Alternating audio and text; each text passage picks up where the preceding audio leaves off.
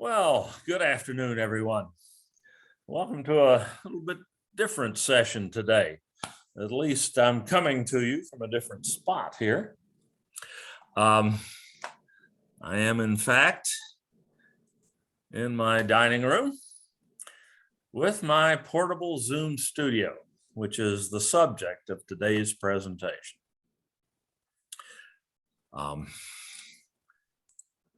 The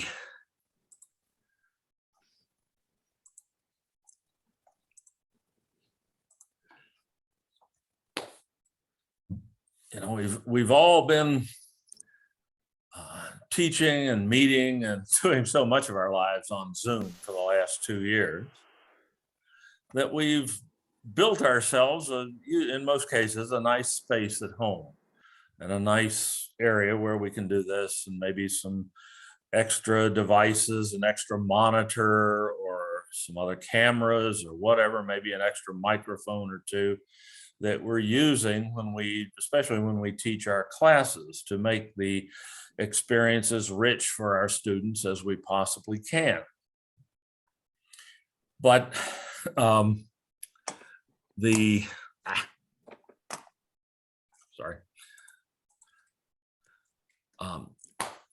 and while things are loosening up for us, it's a good bet that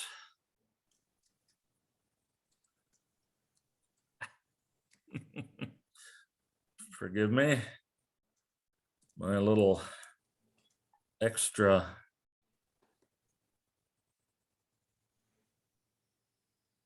monitor here that lets me keep track of what I'm showing you just tried to sell me something. So I've got that shut out here now. But as much as things are, we hope, loosening up, maybe we're getting back to some semblance of normal, it's a pretty good bet that Zoom teaching is here to stay. It's proven to be too effective for us and too comforting to be able to teach from home and do so quite effectively in real time. While we will be getting back if you're not already back in the classroom, we will be getting back in there before too long. But it's a good bet that this modality is not going away either. And it's great to work from home, but it's nice to get out of the house sometimes. And by getting out of the house, I don't limit us to going to work and going to the college and teaching. It would be great, or if the students want to stay home and watch videos, there's a lot of truth in what you just said, Arda. They have gotten used to being able to do this, to be able to attend class from their bedroom or whatever. And the Office of Institutional Research has been doing a lot of surveying of students and so on. And the preference of students for online learning, either synchronously through Zoom or through Canvas, or asynchronously through Canvas, or both in an ideal circumstance, is very high right now. They don't want to stop doing this. They don't want to have to drive to work and pay the insane gas prices, find a parking place, walk half a mile to get to a classroom, and share air with people who may be ill. That's not going away anytime soon. So what we're doing here is not going to be something that is strictly a part of our past. And as freeing as it is to be able to do this from home, it's also limiting, because we would like to get out of the house. And by that, I mean travel, see other places, get out of the home. We've all been immured so much for the last couple of years. But there's that issue of work. If we're going to do that, in some cases, if we're going to do it, especially at a time other than when we have vacation time, without using up all of our vacation hours, we're going to need to be able to work from anywhere as well, to teach from anywhere. And if you have a decent laptop, of course, you can always just slap it in the laptop bag and fly away, or throw it in the car and drive away, and then teach from anywhere that you have decent internet access and some electrical power. But when you do that, you leave behind all those nice little extras that you've packed your home Zoom studio with, or your home Zoom workspace. And suddenly you're really maybe a bit limited in what you can do teaching through. So you're way back in March of 2020 again, just getting started teaching in Zoom.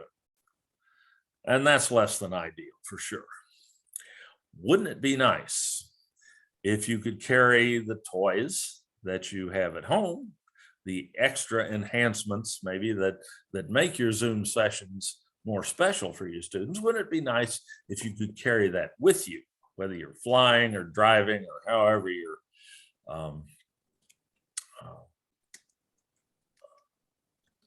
traveling? Well, here's what that might look like.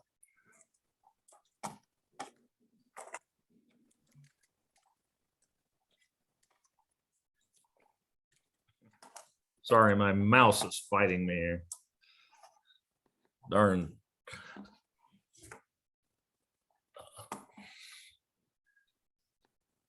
Cord is kinking, interfering. All right, let's try that again.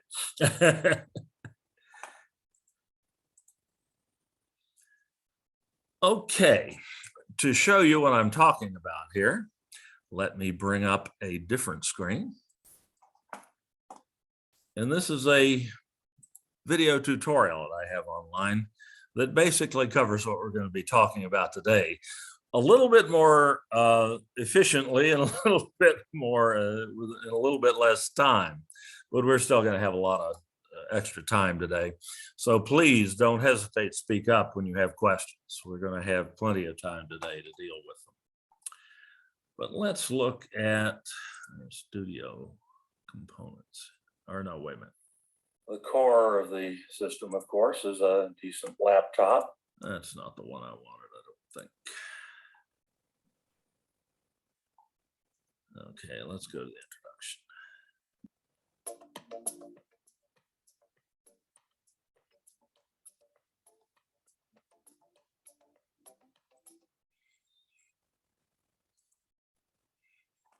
Let me make sure you can hear this.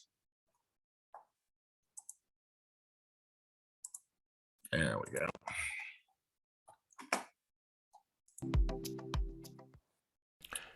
In this video, we're going to see a portable Zoom studio, which can be carried from classroom to classroom or city to city and be used to teach effectively wherever you have a single power connection and internet access.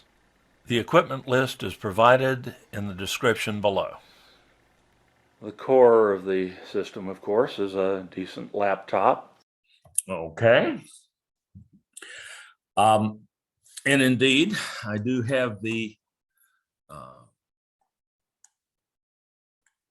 equipment list here that I'm using. This is certainly nothing that you couldn't perhaps improve on. It's just my first effort at it. And by far the most expensive part of the system is the laptop, but it's something you may well already have.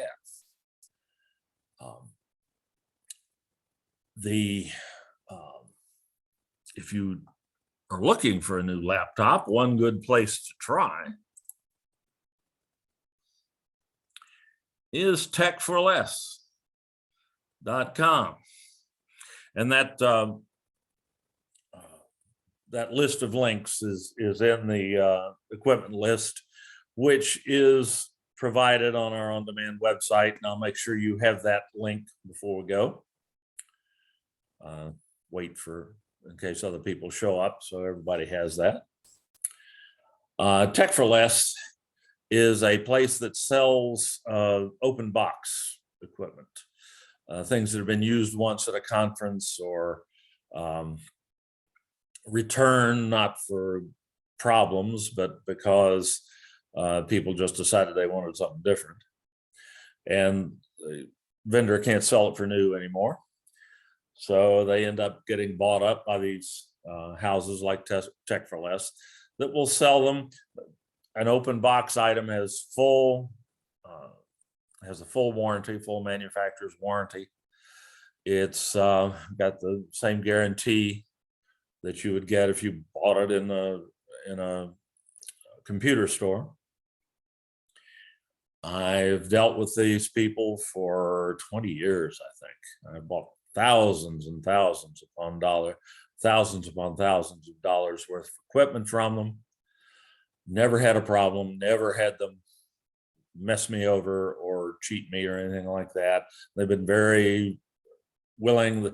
One time I bought something from them that didn't work and they took it right back. There was no question. They said, don't worry about it. The FedEx will be there tomorrow to pick it up. And they were. And they sometimes have excellent deals on laptops. So this is their laptop page. It's updated all the time. In terms of what you're probably going to want for a portable studio like this, you're probably looking at a Windows or a Mac laptop with probably 8 gigabytes of RAM, random access memory at minimum, and a screen big enough for your eyes to deal with. Personally, mine is a 17-inch laptop because that's about the smallest screen my old eyes can deal with after cataract surgery and everything else. So you know what you're comfortable with. You probably have, as I say, you probably have this element of the system already. And no, I don't want Tech for Less to sell me something more there. I'm saying you're probably going to spend something in the $1,000 range for a machine that you can really depend on to teach effectively from home or from the road. So let's go ahead and move on from there. That's not what I wanted. My classroom has a computer in it. Yeah, but we're not necessarily talking about your classroom here. We're talking about maybe a motel room somewhere. Oh, okay. Or an Airbnb. Got it. Okay, so that's what we're thinking about here today. We're thinking about a system that you can carry with you and go anywhere in the world. Something that will fit in the overhead bin of an airliner or in the corner of your trunk. Got it. Okay, so there's the laptop. Power supply and an external mouse is important to have. And since we really can't get along with just one screen, if we're going to do sophisticated video effects during our Zoom meetings, we need a... And that's the one thing that got me really thinking about this project. I have multiple monitors. I know many of you do at home. And there are some things that's just so much easier to do in a Zoom class or a Zoom meeting even, if you have more than one monitor. And that's something that used to be problematic, carrying with you. With a laptop, you've been able to hook extra monitors, desktop monitors, to your laptop forever. And it's very easy to do and not terribly expensive. But most of those monitors are not exactly something you'd want to carry with you when you were traveling. They're too heavy, they're too bulky, they're too fragile. They certainly are not going to let them on. It's going to be very difficult to get him on the airplane, and even carrying him back and forth from the car to the motel room is not going to be very practical. But there are a whole slew now of portable monitors that are designed specifically to be mobile, that you can take with you, that they're smaller than your laptop and lighter, and can just be slipped in a bag and carried with you. For instance, here's one. Here's actually Amazon's page on portable monitors for laptops. I've got something like this one here, which is a 17-inch screen, which again I need because because of my eyesight. But the price drops dramatically if you go down just a couple of inches in diagonal size. 15.5-inch portable monitors can be had for in the $150 to $200 range. I've allowed for $200 here in my list, but you can get them for less than that, especially if Amazon's feeling good that day. So they're giving you a real good deal on that one at this point. And these things are just little flat screen things that come with covers and that double as a stand, as you can see here, so that you can just set it up beside you. Indeed, that's what I'm using here. Let me stop my share for a second.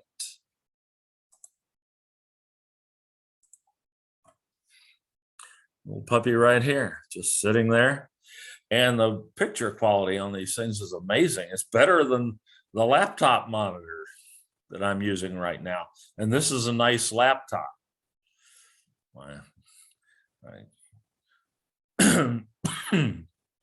whined to my wife one day when we were in Costco. Costco is having a deal on a nice 17-inch gaming laptop. And I was like, oh, I could really use that. This would really help me work, and I'm earning this extra money and so on. So I'll go get it. And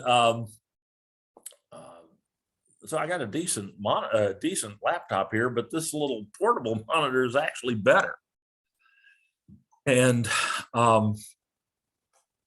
it's easy to, I'm going to show you the pack up here in a little while. All this stuff, and you see that backpack over there behind the light. All of this stuff fits neatly into that backpack and ends up weighing, because this is a big laptop and a heavy one and a bigger monitor, it ends up weighing about 20 pounds, but you could probably get that down to about 15 or 16 pounds with a smaller laptop and a smaller monitor. So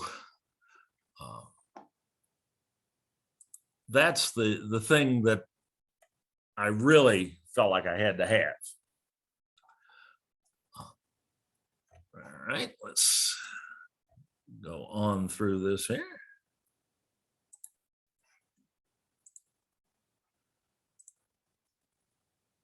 A second monitor that we'll plug into the laptop. Whoops. And then some media devices to enhance. Sorry about that. I'm not used to having to share my screen because I'm not using OBS today. There we go. Share sound. Now let's do that again. Zoom meetings, we need a second monitor that we'll plug into the laptop. And then some media devices to enhance and add to what's built into the laptop. We have a boundary microphone, which will give us better audio than the microphone built into the laptop, and also allows us to pick up sound over a wider area. A document camera, an external webcam, which is of higher quality than the one built into the laptop, and since I travel with these anyway, an iPhone and an iPad, along with a tripod adapter for the iPhone, and that gives me 2 more cameras for a potential total of 5 in use at one time. whenever we're thinking video, we want to have adequate lighting. Here are 3 lightweight portable LED lighting modules, which are either battery powered or powered off of USB ports on the laptop or on the USB hub, which you see just above them there. That's a powered USB hub, which will provide connectivity and power for all the devices that we're going to connect to the laptop. In order to put those things where we need them and to provide stable base for our cameras, we have 3 small tripods, which are compact and light, but which will extend to as high as 50 inches, giving us some flexibility, and a bag full of cables and cords necessary to hook everything together, power cord, but I really only need 2 power outlets at worst for this setup here, because everything else is powered off the laptop. And underneath those is a portable green drape, a lightweight, non-woven fabric chroma key drape, which is easy to hang behind me in almost any circumstances, just with painter's tape or Plastitac or whatever is handy. And of course, since the whole thing has to be mobilized, we have a backpack which is designed for transporting electronic equipment. It's padded and sized accordingly, and it's certified to fit in the overhead bin of an airliner. Okay. And again, let me go ahead. I think we're far enough in now to put the link to this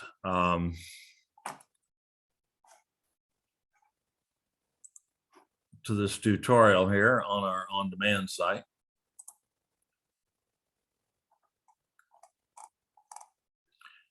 In the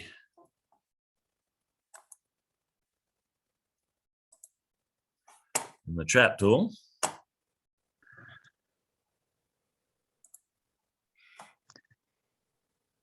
Dave, while you're talking about that power cord, since you said go ahead and ask questions. Oh, please, at any time, anytime. One of the things I found that when you're traveling, spend the extra bucks and get like a $28 or above a power strip. It only has to have, like you said, 2 outlets, but it has to have a sink and a surge protection that is serious, so that when you're actually traveling, you might be, for instance, this is what happened to a friend of mine. He was right next to me and on his laptop, and his laptop went zinc, fried. And I'm plugged into the same outlet and mine didn't. And what happened was the campground went from overhead line to generator. Oh my God. The generator it fried his whole system. Yeah, I'm not kidding. That's a true story. So spend 28 or above, get a serious surge protector. It has SYNC specs as well. That's really a really nice addition. Most of that's a very good point. Very good point, because you don't, when you're traveling, you just don't know about the electrical service. And these things are not that expensive these days and can save you hundreds of dollars in equipment, especially things that don't have any sort of inherent protection. A laptop at least is running off a battery, and the power going into the laptop is just charging the battery. And sometimes the battery will protect you, sometimes not, as you mentioned, but at least you have some protection there. But these other devices, not so much, and they'd be much more vulnerable. So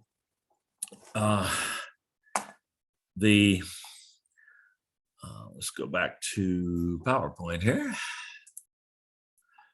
So those are the basic system components that I'm using. Let's go to that equipment list again. An extra camera, at least one, is very nice to have. And the gold standard really is still the Logitech C920. Well, $60 today. Amazon's having a little bit of a sale This webcam's been around for about 10 years, but it's still everybody's the standard by which all of their medium priced webcams are judged. And it is very, very functional, very portable. And it has a tripod screw on the bottom. So you can mount it on one of these small tripods, like a little movie camera, instead of just clipping it to the top of your laptop screen or the top of your monitor to use it. So it's an extremely versatile and very high quality one. I have one hooked up here. I happen to have it looking out the window. But you could use it to be, if you were in a classroom situation, you had people in the room with you, you could put it on them so the people at home could see them. If you had someone demonstrating something like a dance move or a yoga pose or something like that, you'd have that extra camera on them and then switch back and forth between the two during your Zoom meeting. Of course, you can switch video sources anytime you like in Zoom. So a very handy thing to have.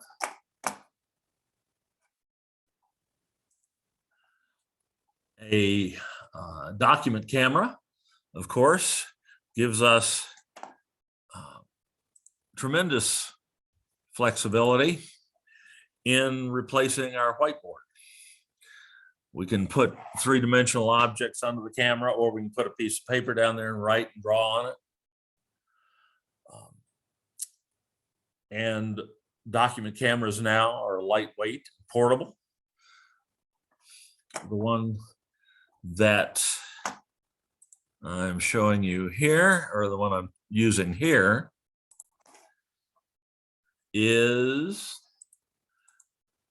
definitely the one I would recommend. It's an IPVO camera, be had from Amazon. $109 today.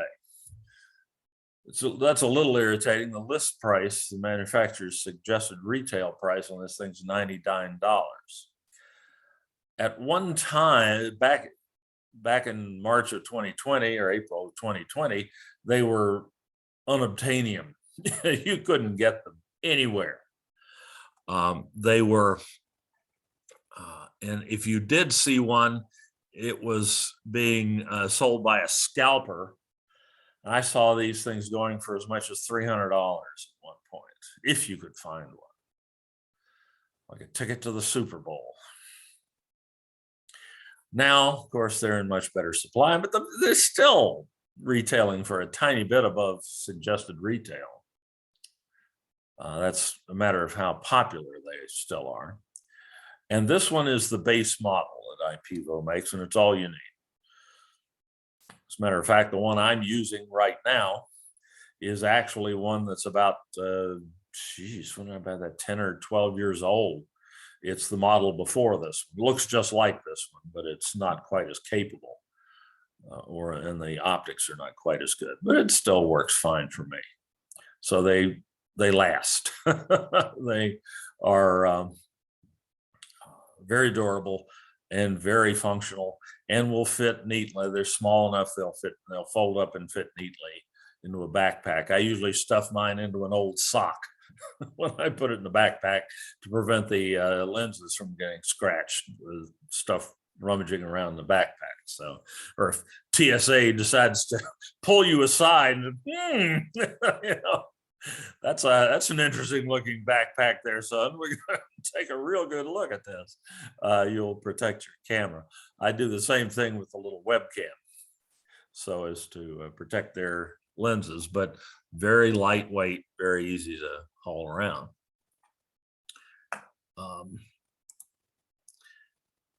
That USB hub.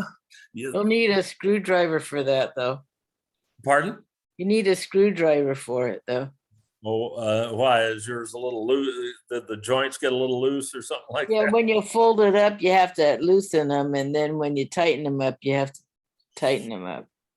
Yeah, they do work loose sometimes on you. Mine actually, my older one doesn't have a screw fitting. It's Oh, well, I'm not mine sure does. exactly how they got it put together. And it's got this one joint that's a little funky and it'll loosen up sometimes. I have to, you know, in the middle of a presentation, I'll have to Oh, work it a little Little- bit to get it to stick. But yeah, they can be a little yeah, the joints one I can be- have, you have to unscrew the joints Mm. to close it, and then you have to tighten it up to put it back up. Oh, okay.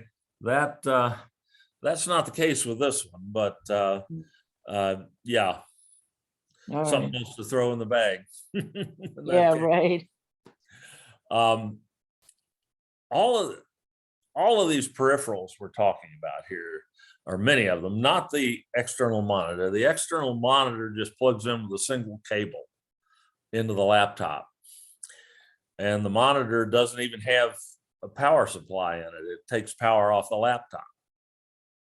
Indeed, all of this stuff takes power off the laptop, unless you have it plugged into a powered hub, which saves your laptop battery a little bit. But the USB hub gives you lots of extra USB ports to connect these extra cameras and some other stuff we're going to talk about here in a moment. This one I've had good luck with, but it's by no means the only one that you might use. It does happen to be Amazon's choice this week. I don't know. I don't remember if it was when I bought this or not. But note that it has its own power supply, its own power plug. You can run it off the laptop, but your peripherals will, in some cases, work a little better. Like the light is a little brighter if I run it off the powered hub instead of running everything off the laptops, or if I plug the powered hub into the wall rather than just running it off the laptop's battery. But this one has 8 USB ports. That's more than enough for what I'm doing. This is one that you might use on probably on a Windows laptop, because it has the USB-A connector down here, the standard USB connector. MacBooks, modern ones anyway, of course, have USB-C connectors, the little oval ones that are smaller than that, and that you can plug in either way, you know. There's no up and down to them, which makes it a much better connector, but Windows laptops still have a lot of those USB-A ports on them. And you can get this same sort of hub with that connector. You just have to be sure you get a hub that you can plug into your laptop and give you lots of ports. Some of the Mac laptops, like the MacBook Air, only have one USB port. And it's a little USB-C port. So you just about have to have a USB hub to use those anyway, if you're going to plug anything into it, other than, you know, what comes inside the case. So this really gives you a lot of flexibility in what you can plug into your system.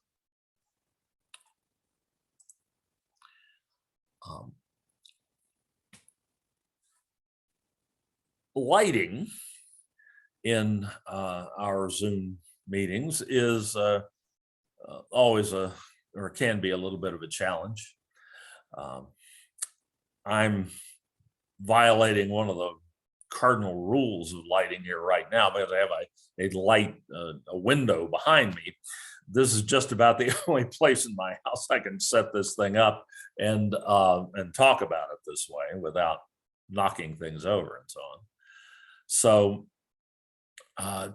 you really need some subject lighting, some lighting on you, so that you pop out of the screen for your students. That's not terribly challenging at home. You can just use a desk lamp or something like that. But if you're traveling, things get a little bit more interesting. So I did find a little lighting kit that I like that's quite inexpensive, 45 bucks.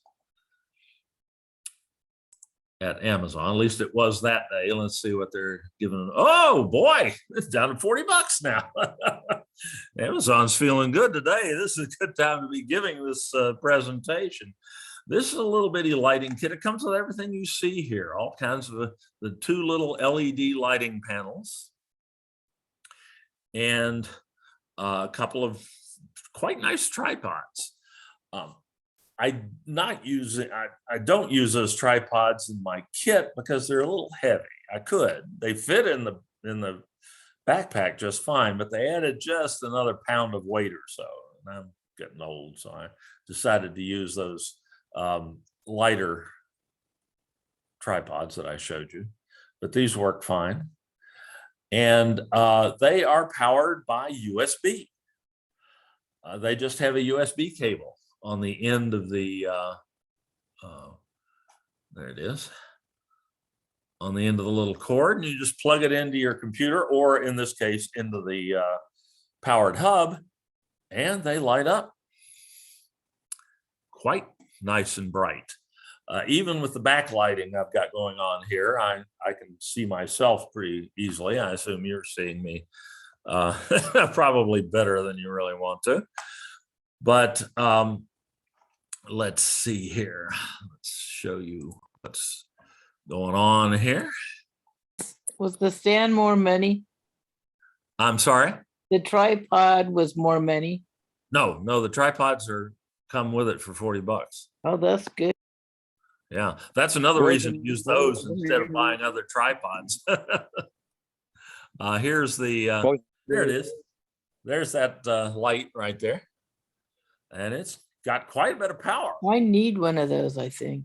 For something, yeah. And you get 2 with this.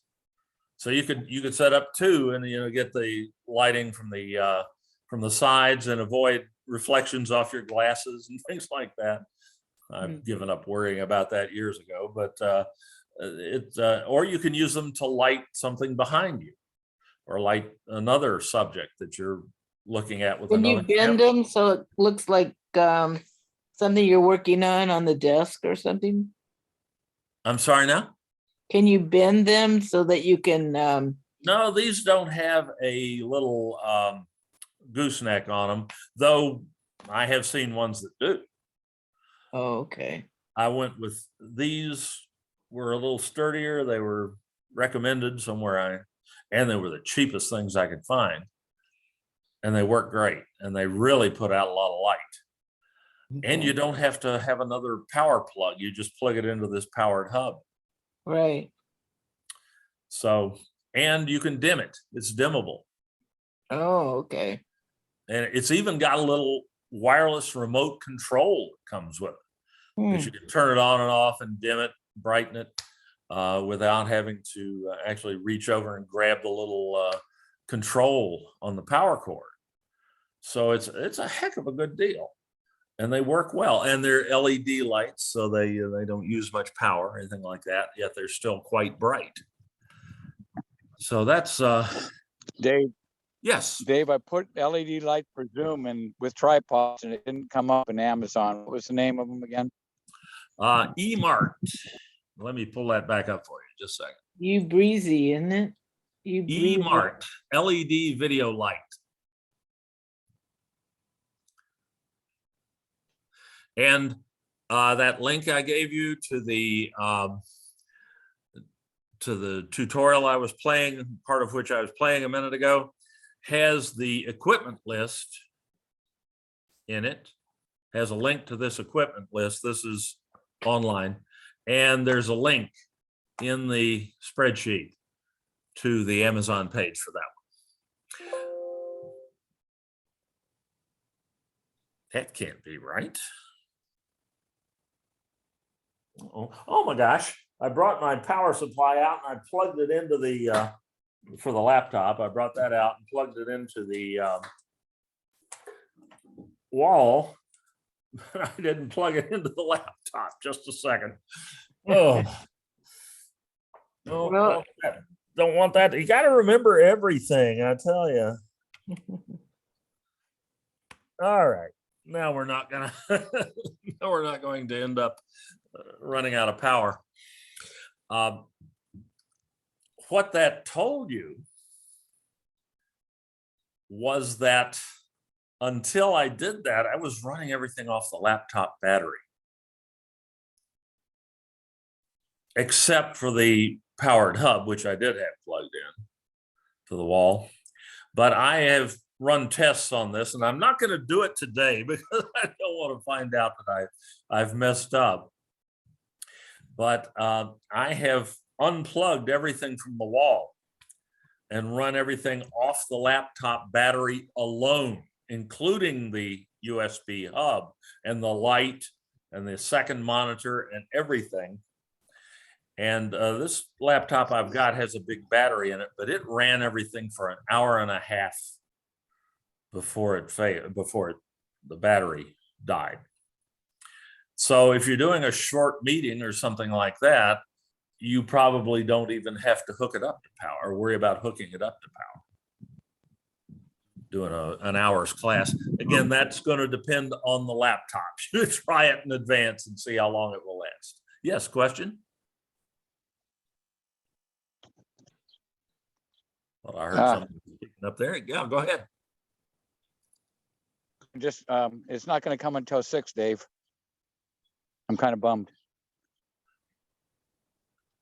Oh, what, the lighting kit? Okay, honest to God, I'm not getting any kickback. 39.44. But not gonna be until 6. Where's I'm that not- drone? Where's my drone? I'm out here weeding. You Fattening want that burr drone clover, delivery, weeding burr clover, yeah. listening to your meeting. Yeah, I wanted to land right in the middle of my weeding. All right, thanks for that heads up. And of course I got the same IP you have, because I bought it Yeah. that same day. But Right. if you remember Loctite, what that Uh-huh. stuff is, just a drop of that and just kind of make it in the right spot that you want, and then you can maneuver it, but the arm's stiffer. That's a really good idea. Thanks. I'm gonna try that. Okay. So the lighting kit, honest to God, I'm not getting any kickback from Amazon on any of this. The little camera tripods I showed you, that's one of them. Pretty cheap. Let's see what they're getting for that today. Actually, that costs more than the lighting kit. You're not showing us your screen. Oh, I'm not. Thank you. Thank you. Thank you. I just stopped sharing my screen, didn't I? There we are. There's the tripod. Oh, okay. Photo. Special, about $30 most days. If you've got a good computer store like Best Buy, or especially, is Fry's still around? I don't know if they went out of business. No, they went out of business. Oh, shoot. Yeah, I used to buy these at Fry's. 29, huh? Yeah. But those, I could be using those tripods that came with the lighting kit. They were just a little bit heavier, and I was trying to This keep. doesn't have a gooseneck either, does it? No. No, unfortunately not. All right.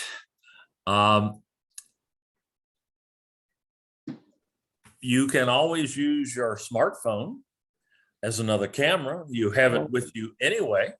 Right. And the cameras in the smartphones now are better in most cases than cameras in the webcams, particularly if you have a more recent iPhone or Android. And there are apps that you can use that will send the video output from the either smartphone camera, the front camera, or the back camera, to your computer and allow it to be used as a video source in Zoom.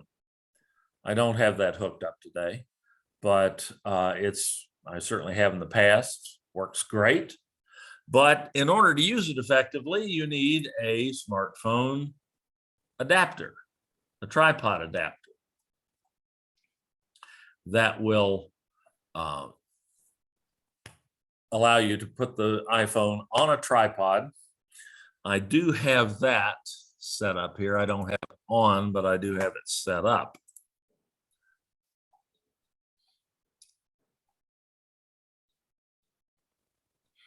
Oh yeah, there I am, right here.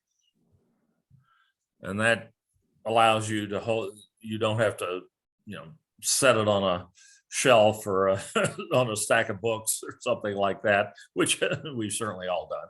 But having a little tripod really keeps it pointing where you want it to. And the things are very inexpensive, as you can see. And some of them even come with a little remote controls that allow you to set the phone up and then turn on the camera and take a picture by pressing a button, so that you don't have to use the timer or whatever. You can do group selfies or something without having to hold the phone. So those are handy dandy little things for very little money. You of course need an extension cord. I found one that was very inexpensive and very light. And George's point about the surge suppressor is a good one too. You can also get surge suppressors that are just individual units, little round units that still have a pretty good load capability that will allow you to you can plug your extension cord into the end of it and plug that into the wall. Here's the backpack I chose.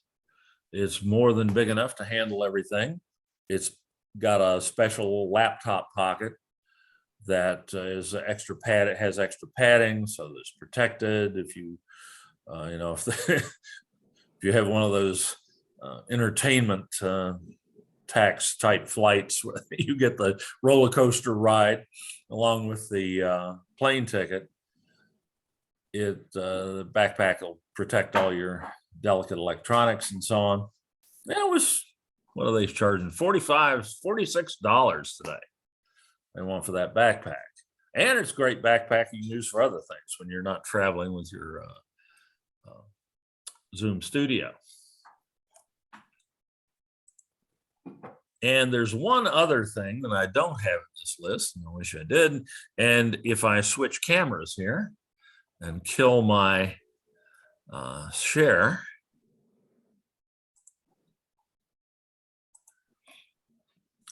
a green screen. If you want to do good virtual backgrounds in Zoom, or if you want to use something like Open Broadcaster Studio and do some real green screen effects, this little deal works great. It weighs about 6 ounces or something like that. It's a piece of that non-woven fabric that you see. So it's very light. It's easy to hang up. I've got it hanging up with a few pieces of painter's tape here over the window. You can, if you've got a wall behind you, you just tape it to the wall or thumbtack it to the wall. Use little thumbtacks if you're in a motel room, end up chasing you down for putting holes in the wall, but the painter's tape doesn't mark anything and it comes off everything easily. And this stuff, I can just do all sorts of things with this little portable studio. There's the painter's tape, old scotch, and this roll weighs a couple ounces. Throw it in the backpack, and it will hold that green screen up. And that green screen costs, I think, $8. And it's big enough to give me a decent coverage behind me, especially if I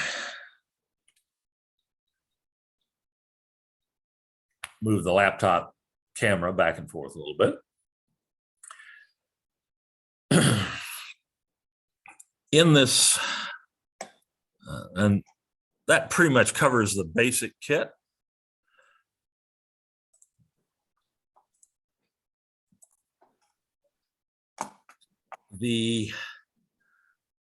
I've got another little section down here in this equipment list for a high flex situation. This is a situation in which you might take this backpack with you to a classroom. High flex classes are classes where you have students in the classroom and students at home simultaneously. And you need them to be able to, of course, see and hear you and all of the visual aids that you use, whether they're in the classroom or at home. And this studio will allow you to do that very nicely, regardless of how the classroom itself is, well, not quite regardless of how the classroom is kitted out. You do need a projector in the classroom. And the ability to plug your laptop into the projector so it feeds the projector. But if you have that, you can do this, and you can do high flex in just about any classroom. There are a few extra things you might need, and using equipment in your own studio setup, so you're not at the mercy of whatever else might be in the classroom, or the podium computer, whether it has the software on it you need or whatever. You're have much more control over your own fate if you're using your own laptop and your own stuff. A USB extension cable to maybe put your second camera at some distance from you. That those cameras also, like that little C920 Logitech camera, also have wonderful microphones. And you can select that as a sound source in Zoom, and people in the classroom can talk back to people at home, as well as, of course, people at home speaking will come out through the laptop speakers. I've also got a little, I didn't include it in this list, but I've got a little Bluetooth speaker that I can pair with the laptop that will give me a little more volume than the laptop speakers and allow me to put it anywhere in the room so that people sitting further out in the room can hear what is coming in from the students at home. And a couple of other little video tricks, things that allow you to hook your system to the projector in the classroom and to your second monitor at the same time without having to choose one or the other, because I just can't get along without that second monitor when I'm doing something like this. So all of this comes with a price tag, but not as much as I thought it might be. If you take out the price of the laptop here, the stuff that I have priced out for the basic kit, which is all you need if you were traveling, comes to about $540. The extra stuff for high flex, about $65. So we're not talking about an unreachable amount of money here. I realize that's not free either. But how much is your freedom worth? With this, you can go and you can teach from Hawaii if you want to. You'll be sitting on your balcony on Waikiki Beach and teaching your classes just as effectively as if you were sitting at home. And this is what I intend to do. I've got a trip scheduled for about a week and a half from now, and I've got some classes that I'm going to be teaching, and I'm going to be using this setup. Yes, ma'am. I believe it is. So, Julie? Someone raised their hand there.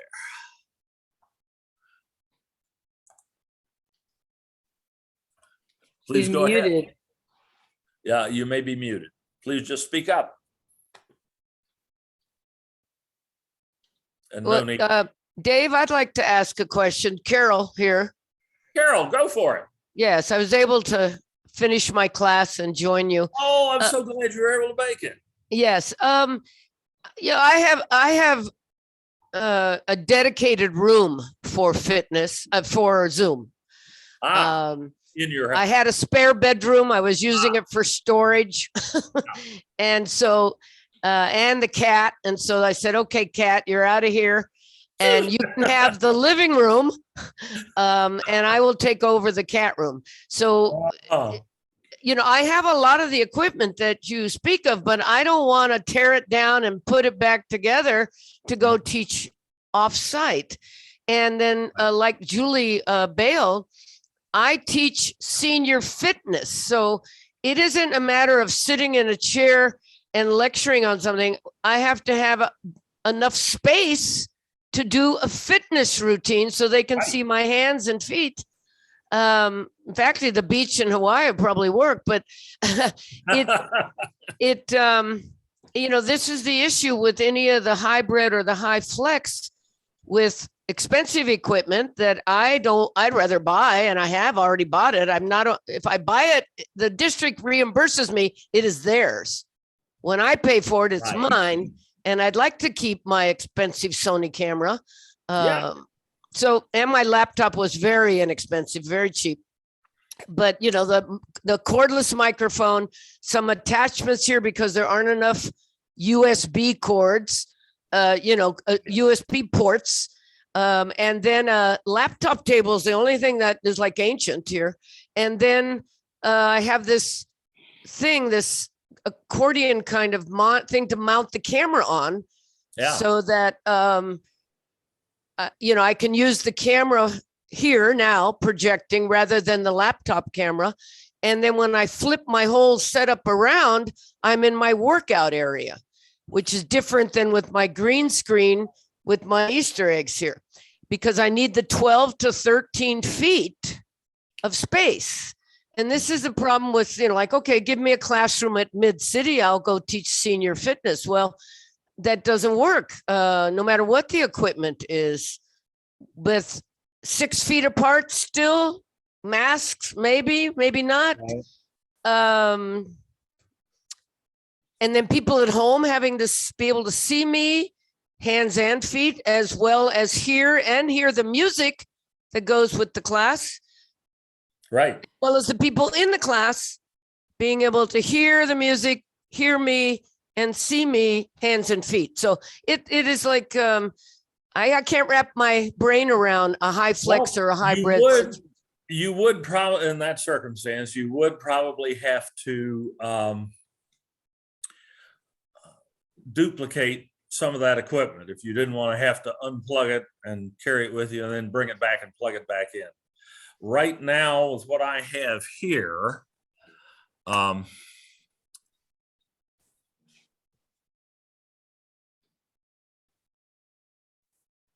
I have out here with me, the only things that I've had to duplicate are the document, or that I would have to do, that I have not duplicated, or the document camera and the, what else? How about lighting? How does the lighting work if I have these huge umbrella kind of things, Let's go back. I know you have a smaller lighting thing, but and there are smaller and more expensive lighting things, but these umbrellas are not easy to cart around. No, you wouldn't want to carry those umbrellas around with you, but there are smaller and pretty effective lighting kits. Let me share. The ring. A ring light is a possibility, though. Here's a kit that is quite inexpensive that still gives good light. That's what you were seeing in front of me there. And yeah, I can see it lit. And this kit is, oops. Oh, I didn't hit share, excuse me. There we go. This kit is $40 at Amazon. Comes complete with tripods and quite good brightness. So most of us, our fitness classes, besides needing space, they're off-site. And I was at the library for 2 classes, and then at a church for 1 class, and the church did not meet the requirements for the filtration, I guess. And then the library has, but again, expensive equipment. I don't know if I trust it being stored properly there or not. No, that's why I want to be able to come in the door with my backpack and have everything I need. And that's what we're talking about today. Mhm. And it does, I haven't duplicated the document camera because it's fairly easy to plug and unplug. And I can just, when I'm traveling, I just go into my dedicated Zoom. I have a bed taken over a bedroom as well that I use for a Zoom studio. And I just unplug that. But everything else here that I've got has been purchased specifically for this kit. So that And you're using your laptop camera. Is it like better than using it's like my Sony camera, which is for, well, it's blogging and vlogging and No, it's adequate. She needs a better camera. She should take her Sony camera, right, Dave? Yeah, Well, well, she you has a can, camera. but that Take it, Sony yeah. camera is kind of expensive and kind of fragile. But oh well, mine isn't. Mine's waterproof and shockproof. I take it rafting. Right. But in regards to what she was saying about the facility that she's being assigned to, and saying that it doesn't meet requirements, if she's working for a college, the college should be helping her make Yeah. sure the facility Oh, I'm is sure they did. meeting her requirements, right? Yeah, And I know we do right. this at In your dream. libraries, and we do this at libraries. But there's nothing like having control over your own fate. Right. By And, the way, obviously that's what Carol's doing. She's kitted Yeah. herself out at home very well. well, and Wow. at the library, the space is used by preschoolers were there. There's usually raisins and craisins on the floor. Right. They'll use it by somebody promoting an IRA or a tax shelter or something. And so keeping equipment secure there I would not feel comfortable. No, you no. want to be You want to portable. be When able you go to carry it Hawaii, back and forth with you. Yeah, I they had a- probably use it anyway. Yeah. I had a And, problem with Hawaii. and that's the point, really a big part of the point of today's session is being able Right. to travel and be self-contained. right. So And know Well, that you have everything you need in your backpack. And see, I'm not familiar with a lot of the college sites other than having a few multi-purpose rooms that they don't have full of chairs and tables that I would have to have somebody put away and take. Right. I teach And 4 I- classes. They're all fitness. They're all need a blank. I know. Big Space. room. And I gotta sympathize with you on that, because I had 60 chairs and tables to set up for a fitness class, but the students were all doing fitness. So they couldn't help me set up the tables and chairs because they were doing fitness. And I couldn't believe it that I had to set every one of those tables and chairs up myself because they were doing fitness. This is young kids, 18 to 24, watching me do all the stuff. So no. Yeah, the I world has sympathize changed, I entirely with think. you. But I'm telling you that you Well, can arrange ahead of time. Again, with the what we're college. talking about here is being self-contained. That's right. So And you Dave, don't need help. Let me mention this to you because you said you're traveling. And here's 2 difficulties I have traveling. One, I was not aware that my 7 o'clock class was 4 a.m. in Hawaii. That is a problem. And my daughter, her husband, the grandkids, my wife go, you got to do something. You are not, your voice is too loud. So I literally, I went and I asked, and they go, 4 a.m. We have the room available for the pool. You have that whole space. Here's the key. At 4 a.m., will you be out of there by the time the pool opens at 9 a.m.? Yes. And on the East Coast, my night class, I was at a Hilton, same sort of thing. I didn't realize that my 7 o'clock class was starting at 10. I really don't know where my brain was. And the kids said the same exact thing. But I just went to the Hilton front desk and I said, they go, we have a whole bunch of conference rooms open at 9 p.m. on. Choose which one you want. And they all have, electricity and lighting. Did you have to But pay for it? I like my own equipment. I have this little thing that I'd show you right now, but everything fits into that. And it's so nice. And now I got to figure out how to put those darn lights of Dave's in there. But literally having all your own stuff, knowing it's going to work. And the only concern I have when I travel is seeing if the Wi-Fi signal is strong. And then That after that- is the thing that you're sort of at the mercy of, indeed. But remember that Zoom is extremely efficient in its use of bandwidth, and it's very dynamic. So it will sneak down the quality of the video and the audio a little bit to keep it from crashing. So you can run a Zoom session without world-class broadband Wi-Fi. Obviously, that's what you want, but you can get by with sometimes a little bit dodgier Wi-Fi, as long as it doesn't function intermittently, which is a real pain.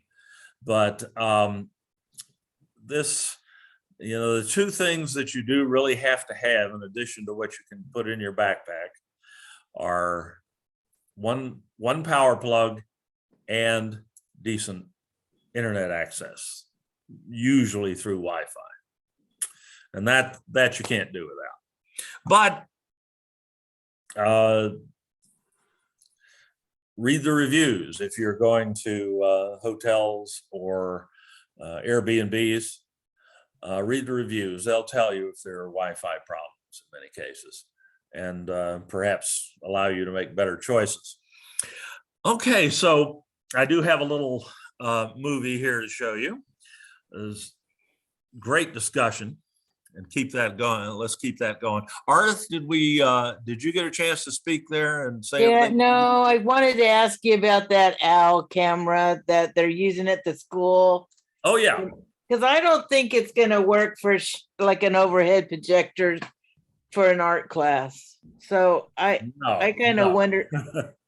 Well, they want me to do the training in it, and I don't see the point because it's not functional for my class. Right. No, you need like a document camera or whatever for. Right, and that's what I keep telling them, but they don't know. No, that OWL is a fairly decent camera, and it will follow you around the room, and it will show a 360 view of the room. Right. Would it work for like the Carol's class? Mm-hmm. Carol's what do you have, jazzercise or something, Carol?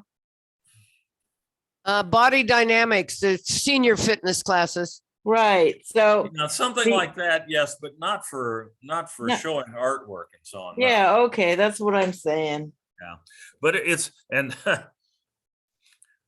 those things cost almost as much as everything I'm showing you put together, including. Right.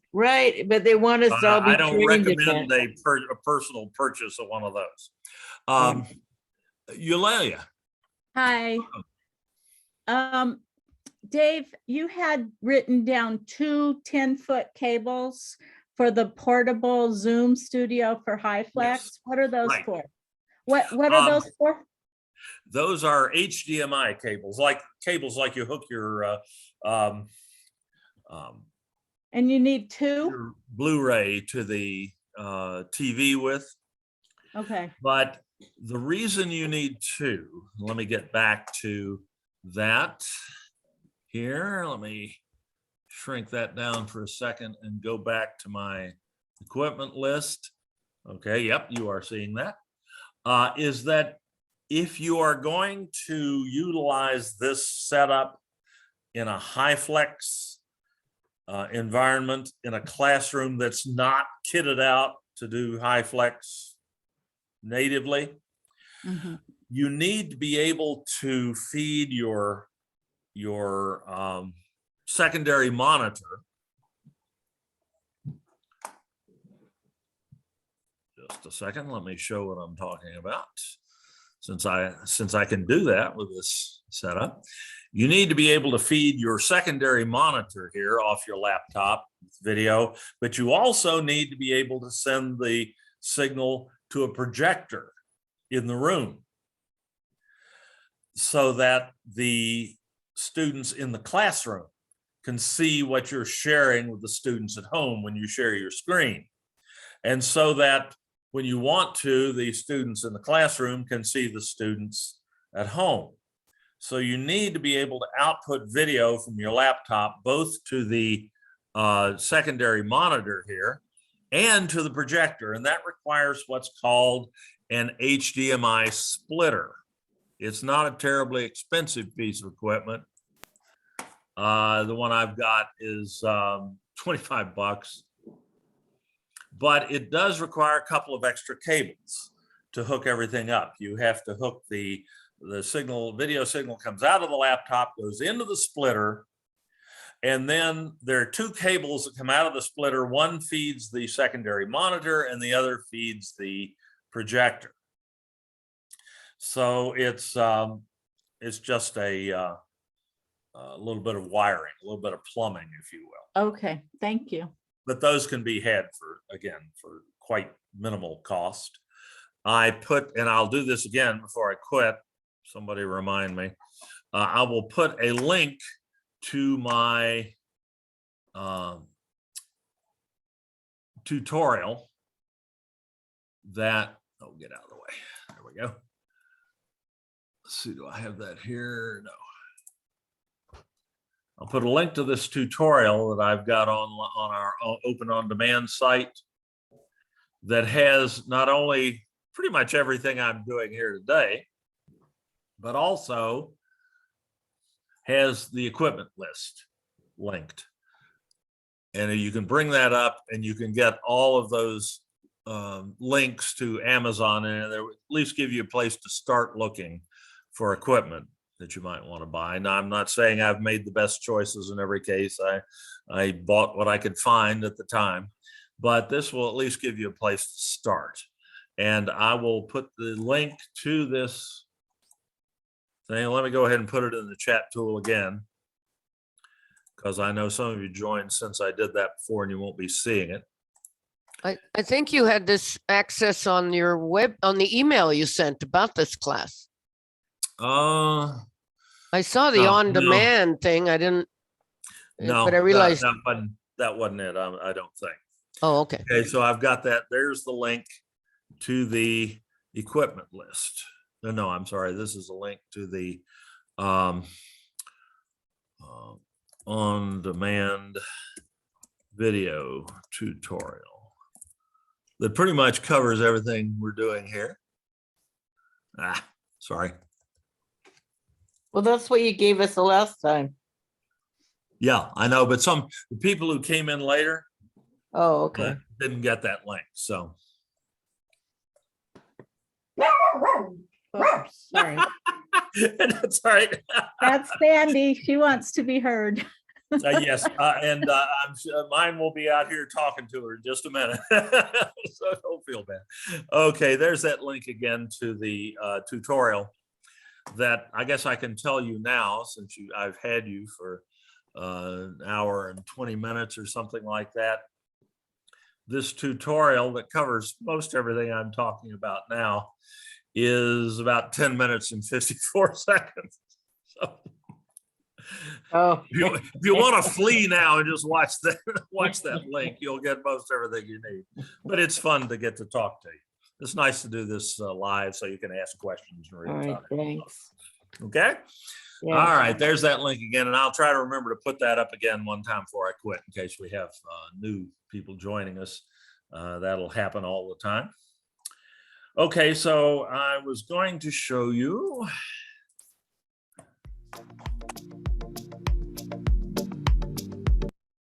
see here. In order to put the process of hooking this up. Now, this is obviously going to be something that you'll want to try. Setting the system up takes about 10 to 15 minutes, depending on how many times you practiced it. We'll speed that up a little bit for you. A little power hookup there, but it's interesting to realize that you can power the entire system off the laptop battery for a limited period of time. This laptop has a big battery and ran it for about an hour and a half.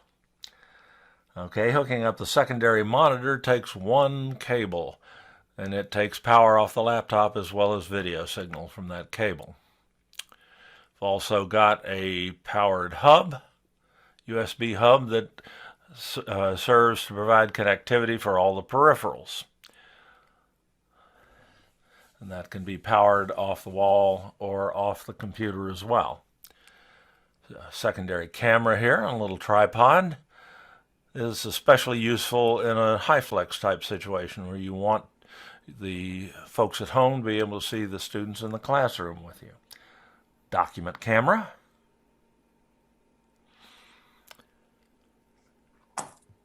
And a caution on that document camera, it doesn't like to be plugged into a hub. It likes to be plugged directly into the computer. So if you have a spare USB plug on the computer, it's better to plug the document camera in directly. It will work, but it can get cranky. And a tripod and adapter to allow for the use of a smartphone as yet another camera using an app like Epoch Cam. And a cable to keep that charged. And finally, a little LED lighting panel that will give us decent subject lighting, also powered off the laptop or the hub. And here we are, ready to go. It's like I said, 10 to 15 minutes after you've done it a couple of times.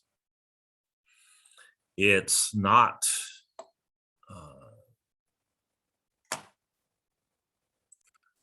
rocket science, more plumbing than anything else. Obviously, something you want to practice at home before you actually hit the road, and it just takes a little bit of table space. And of course, there'd be times when you didn't need everything that was in the kit. You might be the lighting might be good enough without the LED panel, or you might not need an extra camera if your face was the only thing that was actually going to be transmitted over the camera, and you're going to be sharing screens for everything else. So you could even cut that time down more. The thing that really makes this work, though, is this secondary monitor. And that's the one piece I think I would always pull out, because I've just gotten to the point where I can't really function on a computer with one monitor during a Zoom session, because I'm always wanting to park windows over there and have them ready so I can just drag them over and share them. It also gives me, allows me to make effective use of what's called Open Broadcaster Studio, which is a video software-based video studio that you can load onto your laptop, that I have loaded onto this laptop, that will give you the capability to do all sorts of interesting video effects during your Zoom meetings, like having yourself float over your PowerPoint slides and things like that. And to really use OBS effectively, you need a second monitor. And this little monitor you could use on your static setup at home as well. It's got standard video connectors on it. You could plug it in and use it with your desktop computer or your laptop computer from home as well.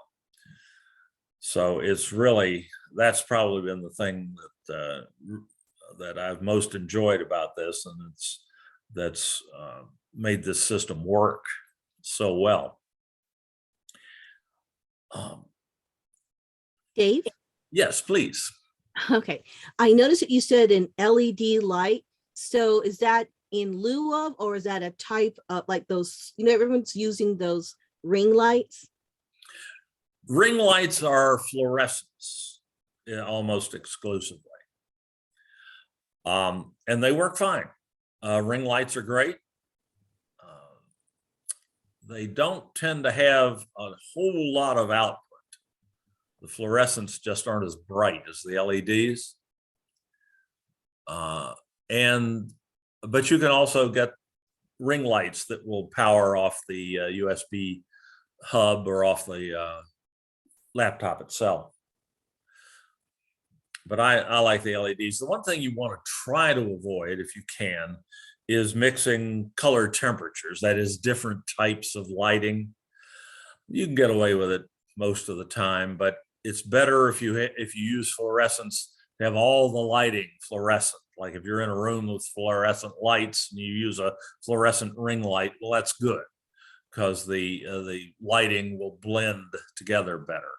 On the other hand, if you're using incandescent bulbs, it doesn't work as well. It doesn't look as good.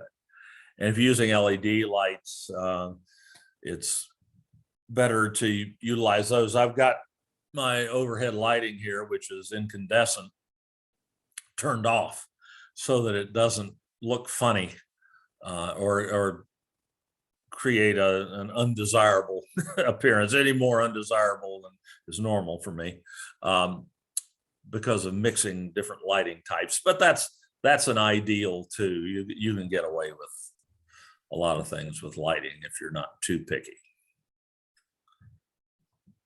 Thank you. You bet. All right, let's see. Let me pull my PowerPoint slides back up here and see if I'm how I'm doing, if I'm missing anything.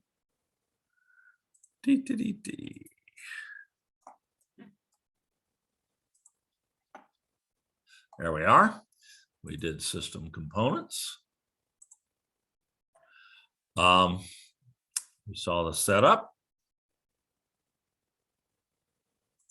Just did that. It is quite possible, as we've just discussed, to do this just with Zoom, with the capabilities built into Zoom. Zoom allows you to select different audio and video sources just by using your video and audio menus and your host menu. And of course, you can share screens, as I've been doing, and share whatever's on either monitor with your viewers. But it really does help to add OBS to the mix. And it is free software. You can load it onto your laptop. There's a little bit of a learning curve, but I offer seminars on how to use Open Broadcaster Studio with Zoom fairly frequently. I did one last week. And we have extensive recordings on how to use Open Broadcaster Studio with Zoom. And that's something that fits in with this Backpack Studio really well, because it's just a piece of software that you load onto your laptop. And that is available. Oh my goodness, I didn't have that. Let's share that PowerPoint slide with you.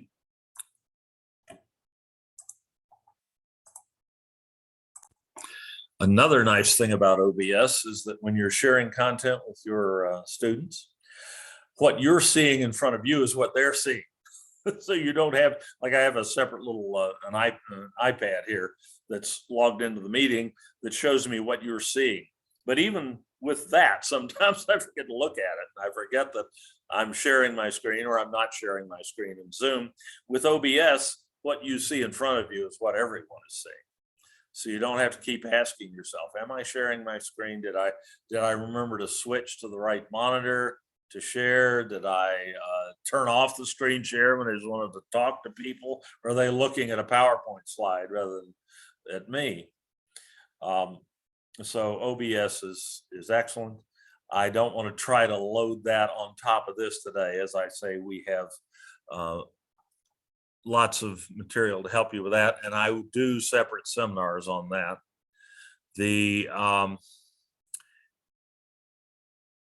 Let's see here. I want to pull up another instance of my Open On Demand site at sdccdolvid.org. That's in the email signature on all the emails I send out. And there is featured on this slideshow at the front,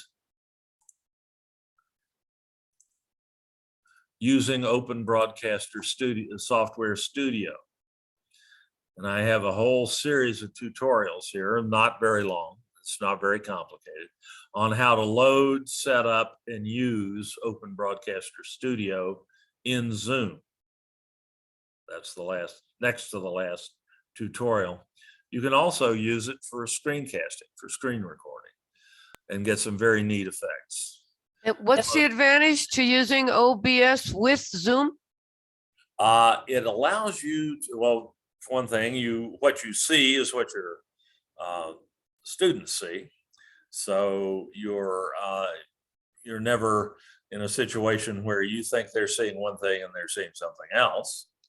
Also, it allows you to do neat video effects like, let's see, this.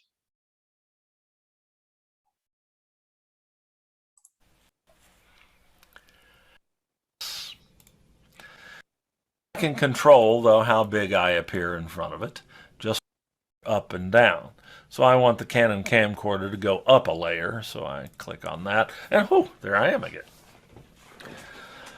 And now I'm keying myself using chroma key over top of this lake camera background by replacing that green color with the live signal from the camera.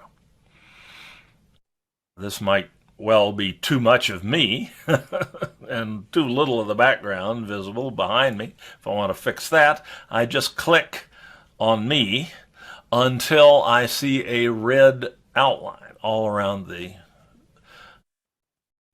view window here. And then I grab one of the corner handles for this display, the little squares at the corners. I mouse over it until the mouse cursor turns into a double-headed arrow. Then I click and drag down to the right. And I can reduce myself in size so I can see more of the background. This may be appropriate in some cases.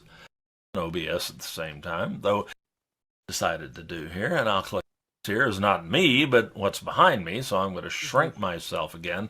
Again, I just click on myself until I see this red outline around the display window, and I'll drag myself down into the right here.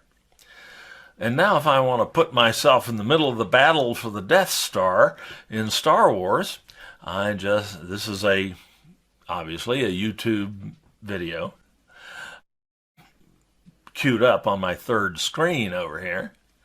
I'll just play the video and full screen it.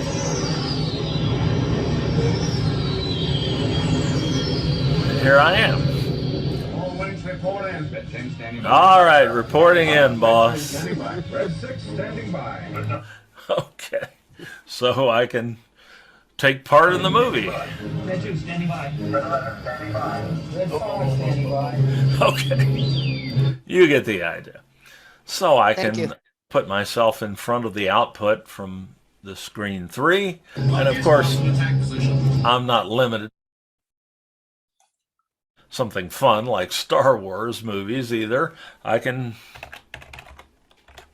put canvas behind me, and I can show people how to do things.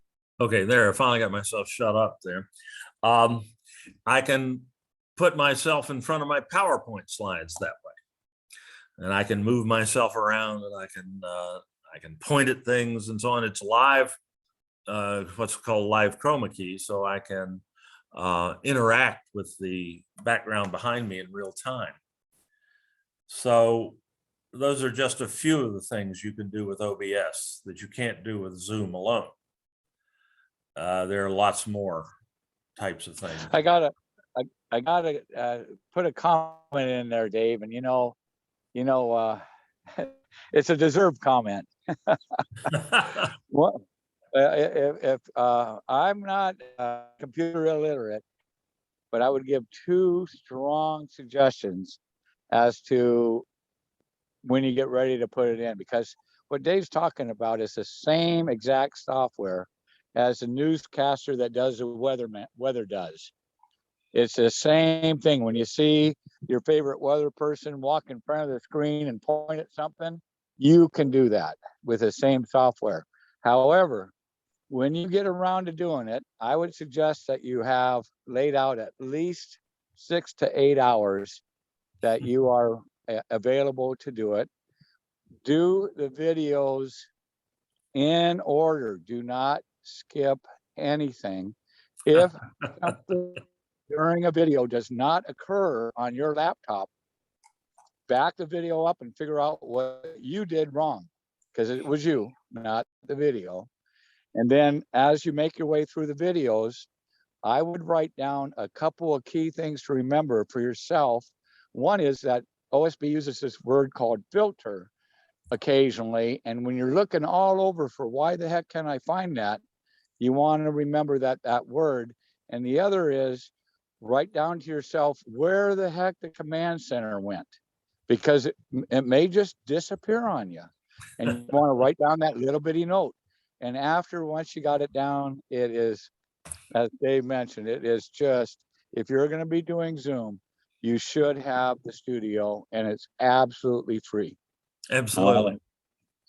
It does, George is absolutely right. It takes some practice before you get comfortable enough to use it live. You can start with simple things and gradually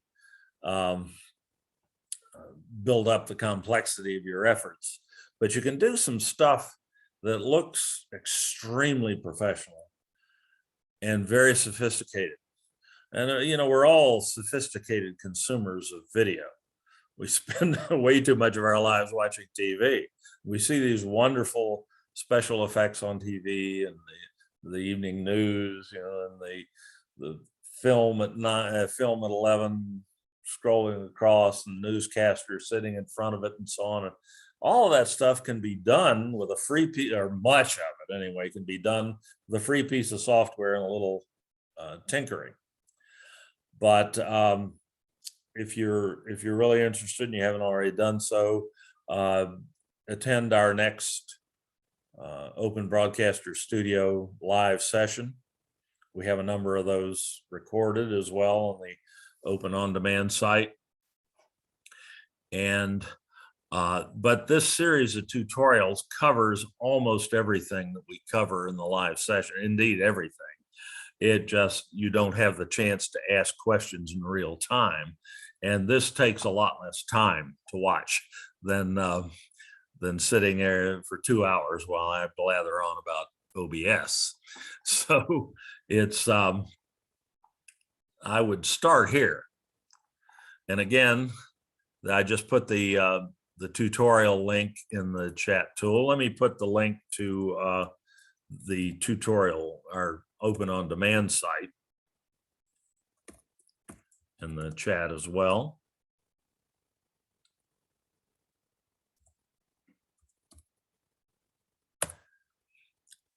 And again, I put that in the email signature on every email that I send out. So you can always get to this site.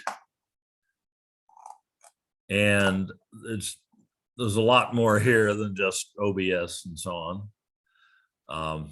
We have a little featured section here at the top where this little slideshow that runs and shows some of the featured tutorials like this one, today's.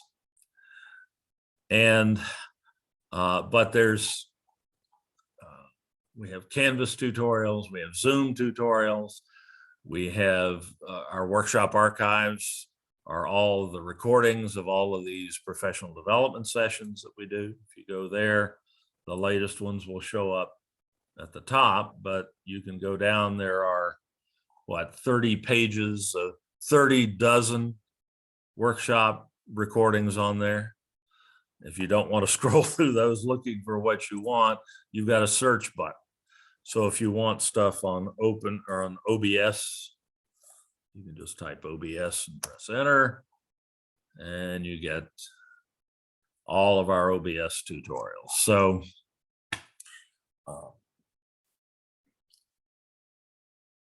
but again, OBS is not a requirement for using or for doing Zoom meetings using a portable studio like this. It's a nice adjunct, and it's something that you can use on even in a portable situation like this, particularly if you have that second monitor. But it's by no means necessary. You can just do this with Zoom. And as I've been doing most of it, I haven't used OBS today. This is the first one of these professional development seminars I've done in forever where I didn't trot OBS out because I didn't want to distract from this, but they're good questions. And you have lots of information about how to use OBS, and I'm always happy to help if you run into a snag with that or anything else. All right, now finally, when you, this is the other side of the coin. We've seen the hookup, but will all that stuff really fit into that little backpack? Sure enough. I do wish I could move this fast. Pack up takes about 10 minutes. You just unplug everything first.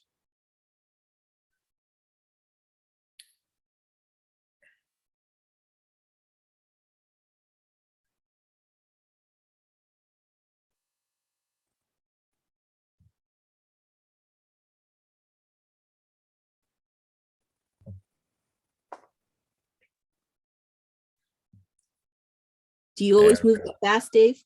I wish. I didn't figure you wanted to see me do this in real time.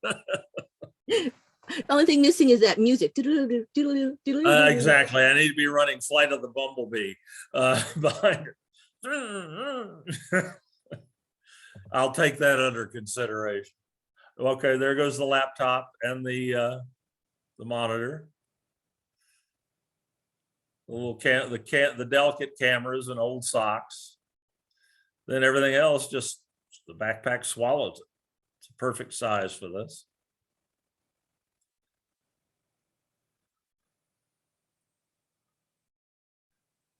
Don't forget the green screen and the tape. Zip it up over the back.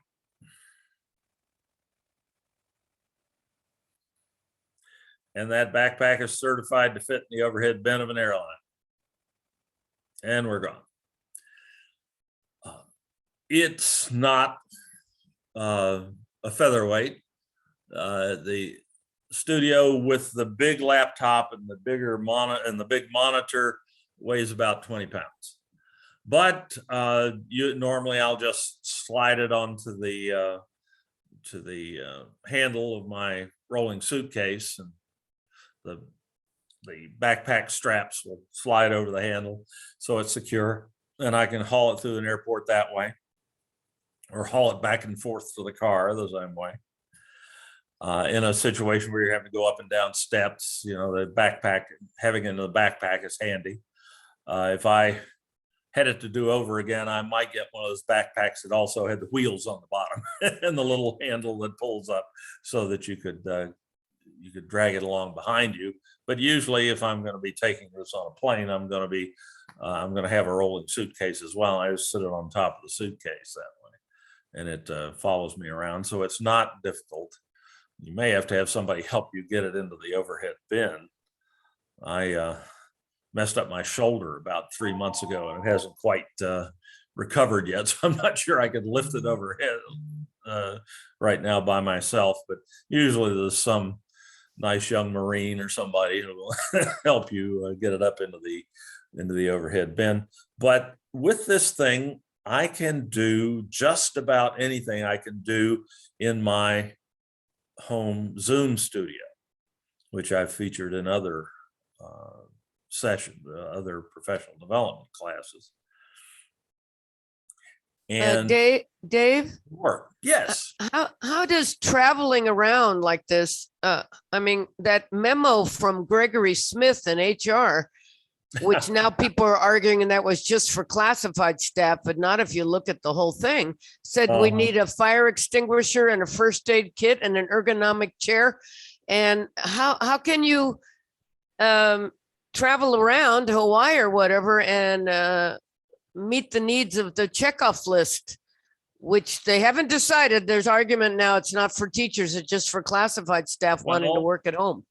But you know, that usually a hotel room comes so equipped, but you know, you're traveling anyway, right? And you're not putting anybody but yourself at risk in traveling. And certainly your students are sitting at home in their bedrooms watching what you're doing and listening to what you're doing. You're not endangering them in any way. I'm not quite sure of the insurance implications and things like that, but I would, you know, if I choose to travel and I'm not violating some departmental or school policy or something like that, in keeping up with my classes, rather than having a substitute or canceling class, like if I'm going to a conference for professional development or whatever, and I still want to be able to meet with my students, having something like this seems like it's well within my purview to do. well, I asked Jim, our union rep, and I'm only adjunct and very part-time. I only 8 hours a week. That's it. But, you know, I was asking, because before I was all face-to-face, as many of us. Some of you have been online for a decade, maybe. Right. But we were face-to-face and off-site. And then all of a sudden in a week, we become online teachers now for 2 years. Well, we're all very used to it. My students love being at home. They've set up a fitness room. And now they're going, well, we'd like you to come back hybrid or face-to-face or high flex. And I want to stay online. My students want to stay online. But I was told by Jim, I can't demand it.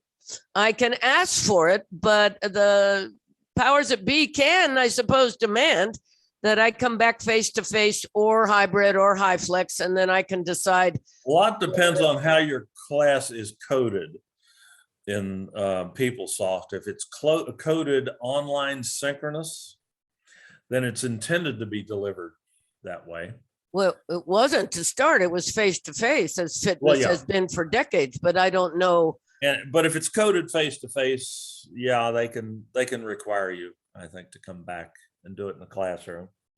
Do it face-to-face, but not necessarily high flex or hybrid.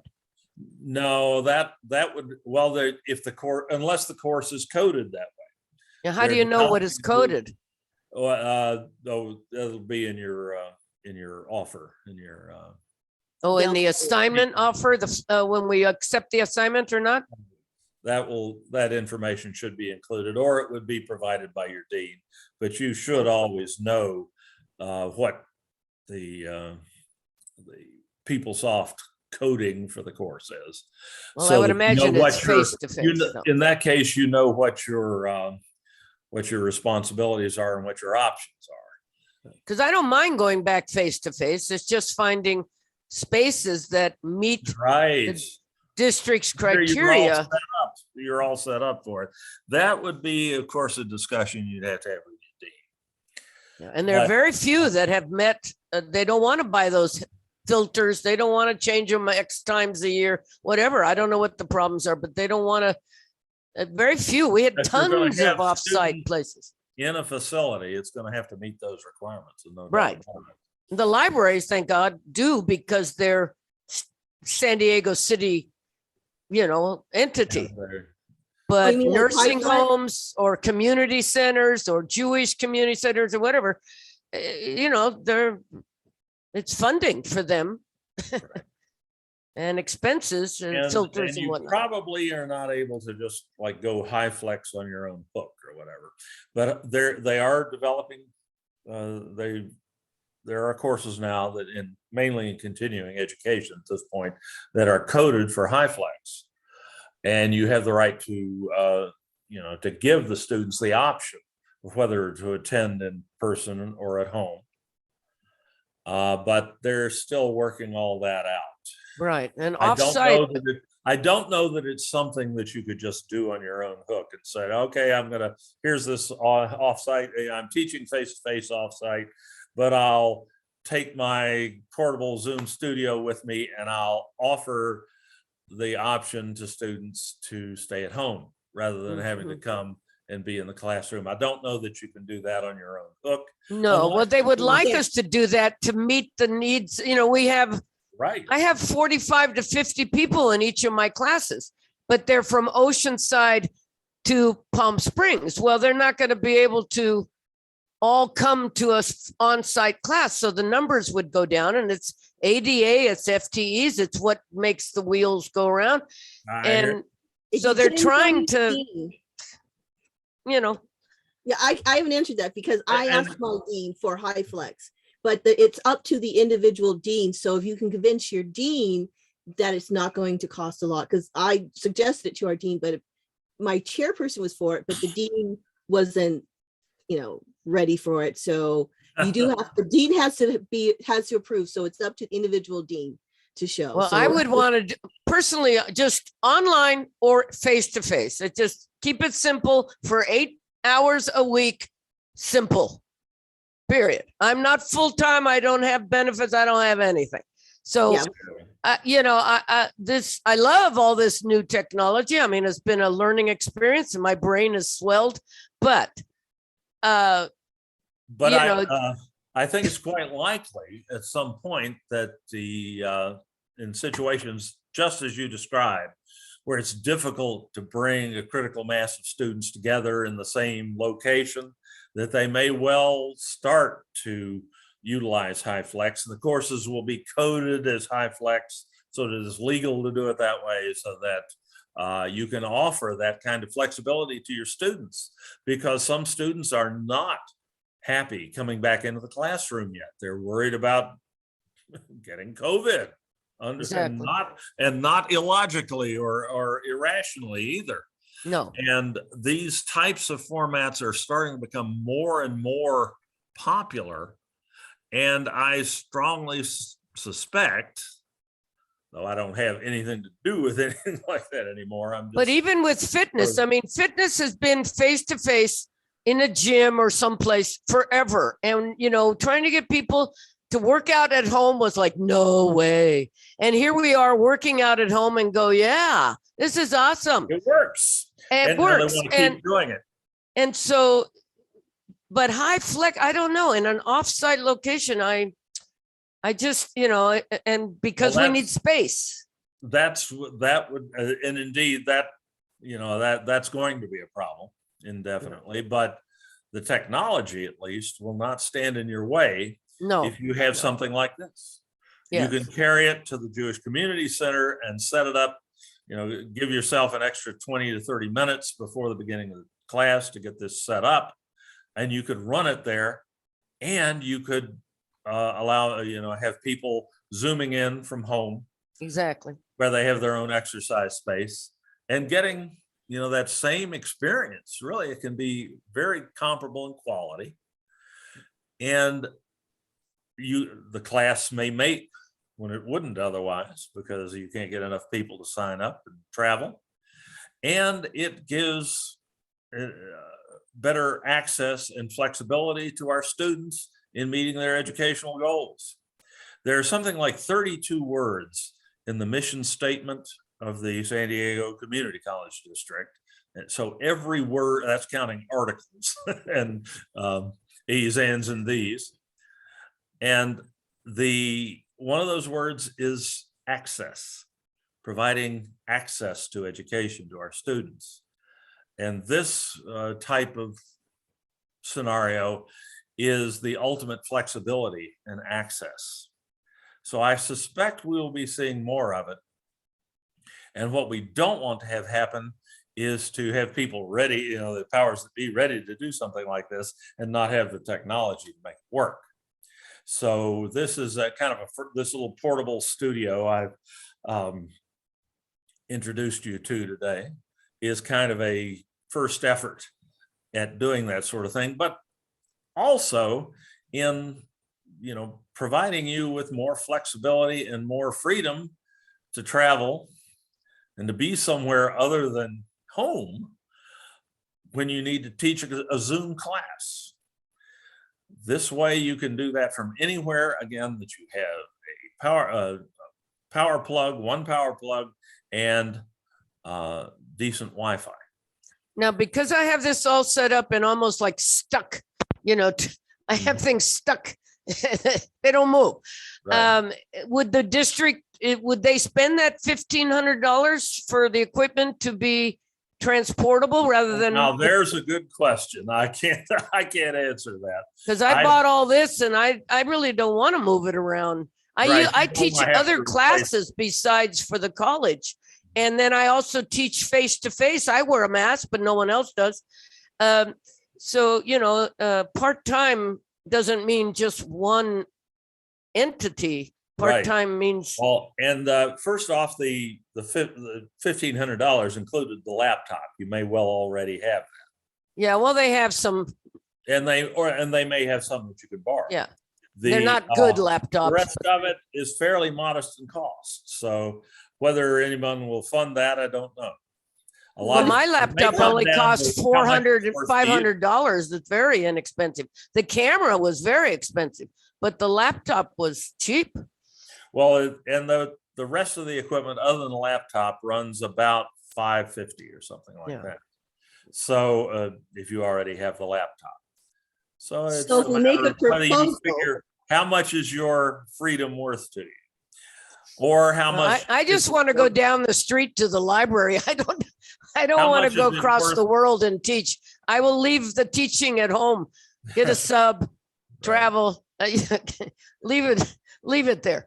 But just to go down and teach high flex, I would rather the district buy the equipment and of course, be responsible for it, and falling, dropping, whatever.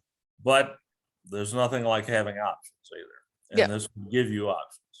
So if you have your own equipment, you have a better chance of making a proposal for doing this, maybe? Because I'm thinking like, how do we write a proposal like continuing ed so we can get this done? Because I think because I have a very reasonable dean, but maybe she's thinking $1,500 or $15,000. And it's like, because I think I don't have a green screen, and I didn't, because I was late, but $9. $9. I can afford that. I think that's the only thing I need. Oh, and a buck for a roll of painter's tape. So you can hang it up anywhere. You can use painter's tape is like duct tape. You can use it anywhere. Yeah, I bought a whole mark the walls. The kit I bought, I don't know how much it was. I stopped looking after a while, but it came with 3 screens, a black one, a white one, and a green screen, plus a tripod thing to put a white screen over a window because this room has too many windows. And it also included the lighting system, 2 umbrella lights on tripods. So I don't know how much it was, but it was a little more than $9. Yeah. This works. And like I say, $9 or $10 for the green drape and $1 for the painter's tape. And some people bought, at Smart and Final, they got a roll of green plastic tablecloth. There are lots of ways, but this is about the cheapest and lightest. Yes. Way I've seen. It's kind of canvasy. It lasts a long time. Very sturdy. Yeah. I had a question about the backpack. Yes, ma'am. Are there certain things that, like the camera, that have to be packed, like you have to be very careful with? Because it seems to me that would be something you have to pack like in a extra pouch or inner pouch, or I use an old sock. That's back, and I just throw it in the main thing. But yeah, there are extra pouches all over the thing where you could put those as well. Yeah, this one has a plethora of pockets and lots of padding, and especially important, it has a dedicated pouch for the laptop with extra padding around it and a little Velcro strap that holds it into place so it doesn't slosh around in the backpack when it's when you hit turbulence on the airliner and so on. it's a good one in that regard. But there are lots of good backpacks out there that you can find, probably even for less than that. Eulalia, yes, ma'am.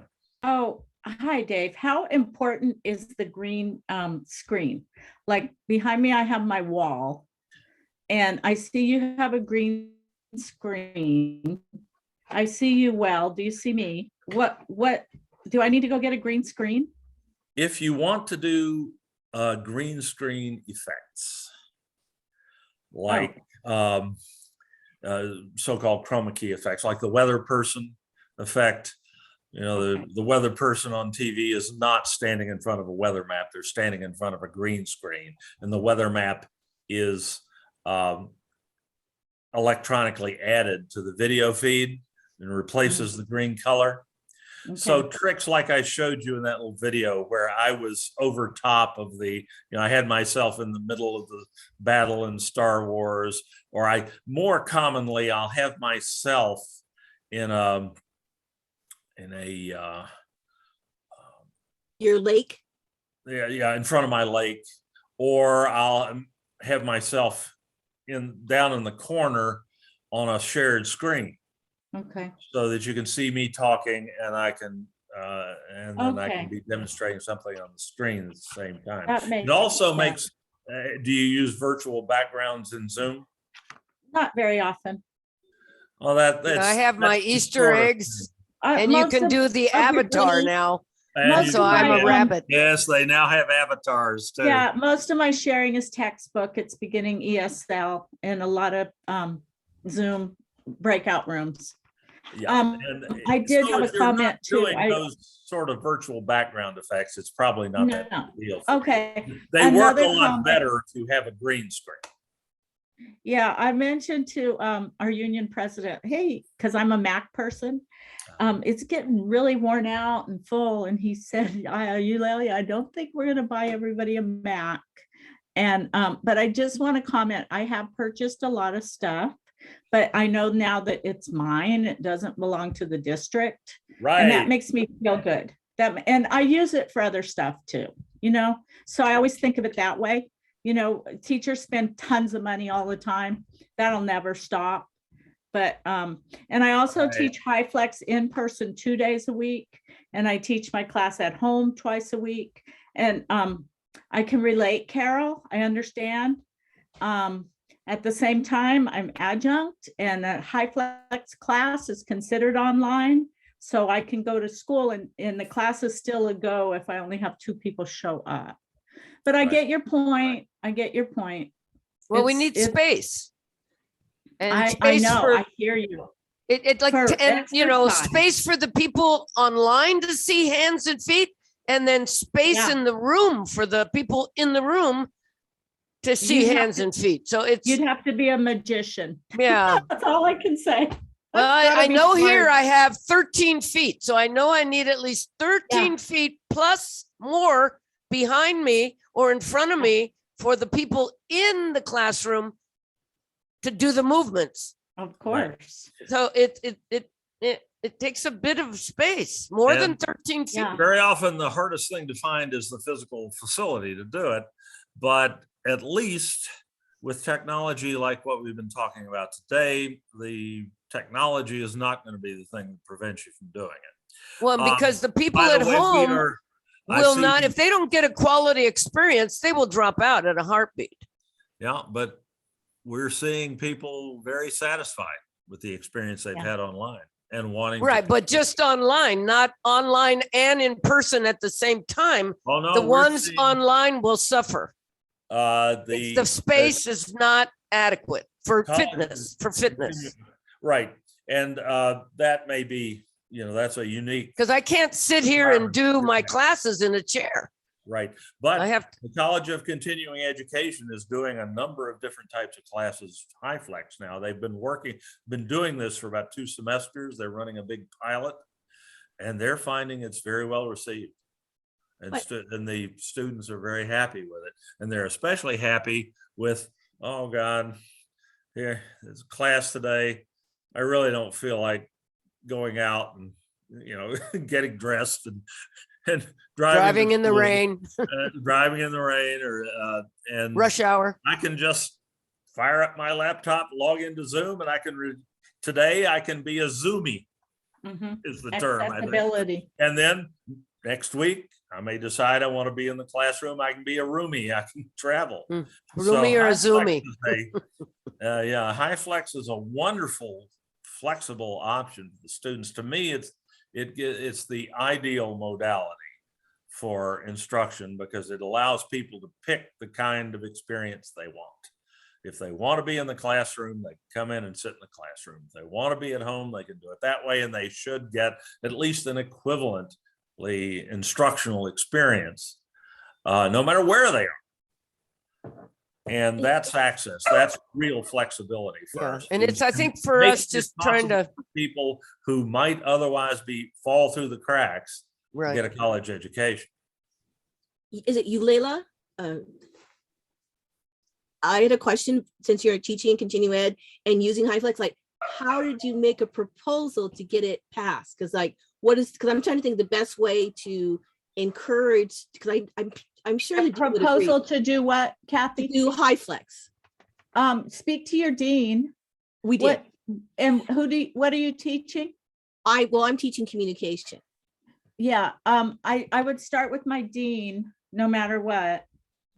Oh, no, naturally, but I'm saying that proposals to convince her to show her that, because like if they're continuing ed is doing, like, what steps did you guys use to say that this could work, this gives? Oh, we didn't. We didn't. Our administrators did. It started with our administrators. It wasn't the teachers. And I know my dean wants HiFlex. I just can't seem to, I don't want to buy more equipment. And no, if you're being asked to teach HiFlex, they ought to buy the equipment for you. But right. This sort of thing would give them an option that might make that palatable, as opposed to some of the classrooms that continuing ed is fitting out at the top end have something like $20,000 worth of extra audio visual equipment in them, above and beyond the computer and the projector and the speakers that were there to start with. But this type of setup that we've been looking at today can allow you to do that for a few $100s instead of tens of thousands of dollars. Right. Yeah. No, I can see 1,500. I don't see any more need than that. And remember, that includes the laptops. You're right. Right. Maybe quite a bit less than that. Yeah. $500 or $600. And the laptop I bought was like $500, and it's a special for lots of visual. It's like a gaming laptop, and it was $487. Yeah, you can get some amazing buys on those as well. You don't have to spend $1,000 on a laptop. Whereas the other laptop I had, oh God, I was more problems. It wasn't able to cope with Zoom or anything else, and so I just had to go to Best Buy and say, "Give me the." All right. But the idea I'm trying to get across here today is that it's possible to mobilize this sort of technology for less than a usurious price and make it work, because what I've been doing here today has been done on this portable studio. And now, Dave, are you using your laptop microphone? I am right now, yes. And because I have a laptop, I have to play music through Zoom with the advanced settings. And that's why I have a cordless mic, so they can hear me when I'm 13 feet away from the whole thing. Those are nice, yeah. But it does. Is that necessary? Required. Just depends on the environment you're working in. With the music, though, going on, music for that's fitness. True. That could be problematic, though. If you're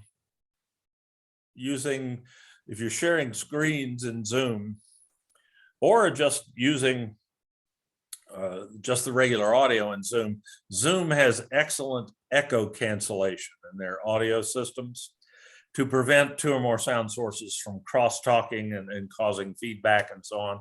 Zoom's actually very good at that. So you can have more than one sound going at the same time and still function in Zoom. without. Can too you, much. this is related to students or some classes. I say, okay, I'm not playing any music till the end where we're just meditating and relaxing. Because Right. some people said, I either hear you or I hear the music. I can't hear both of you.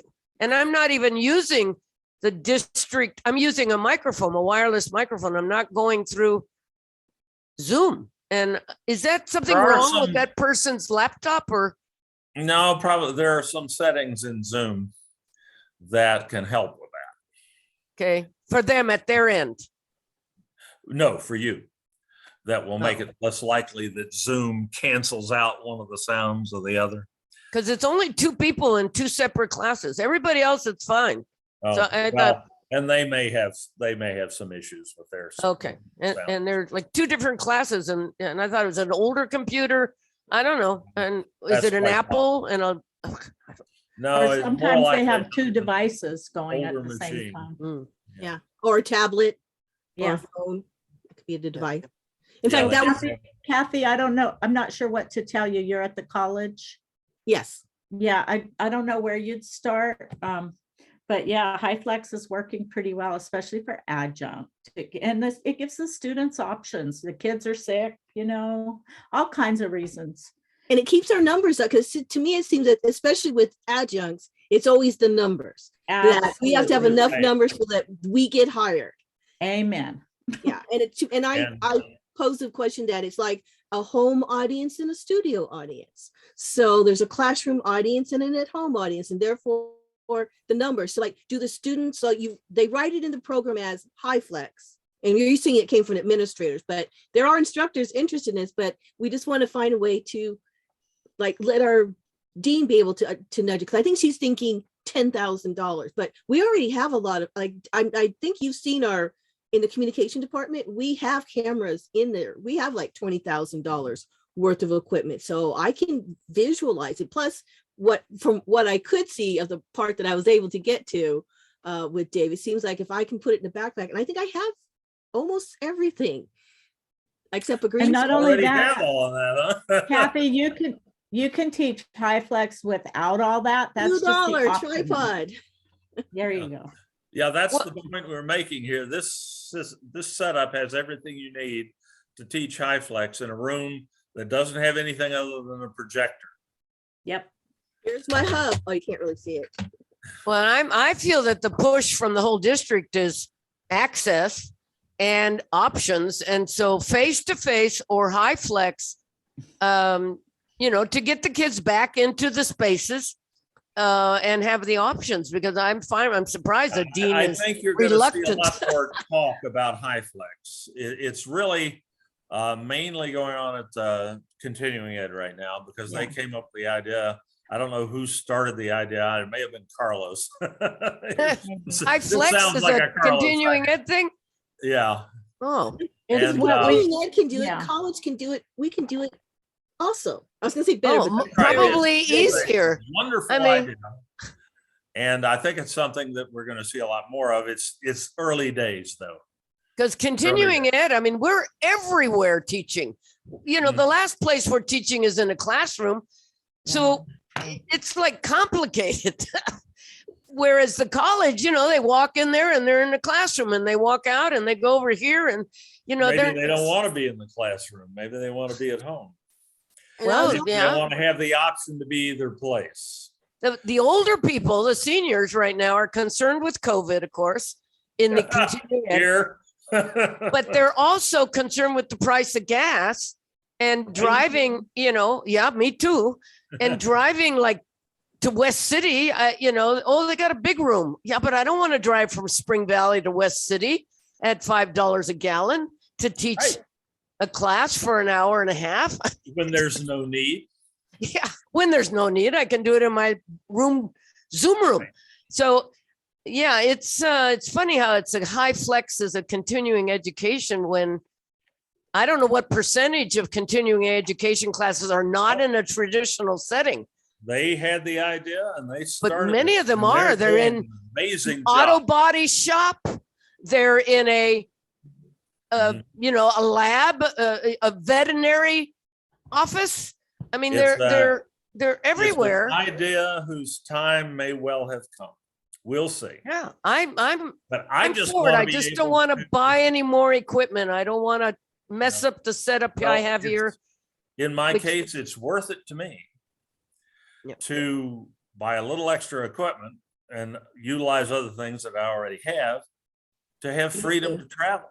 And I don't mind packing it all up.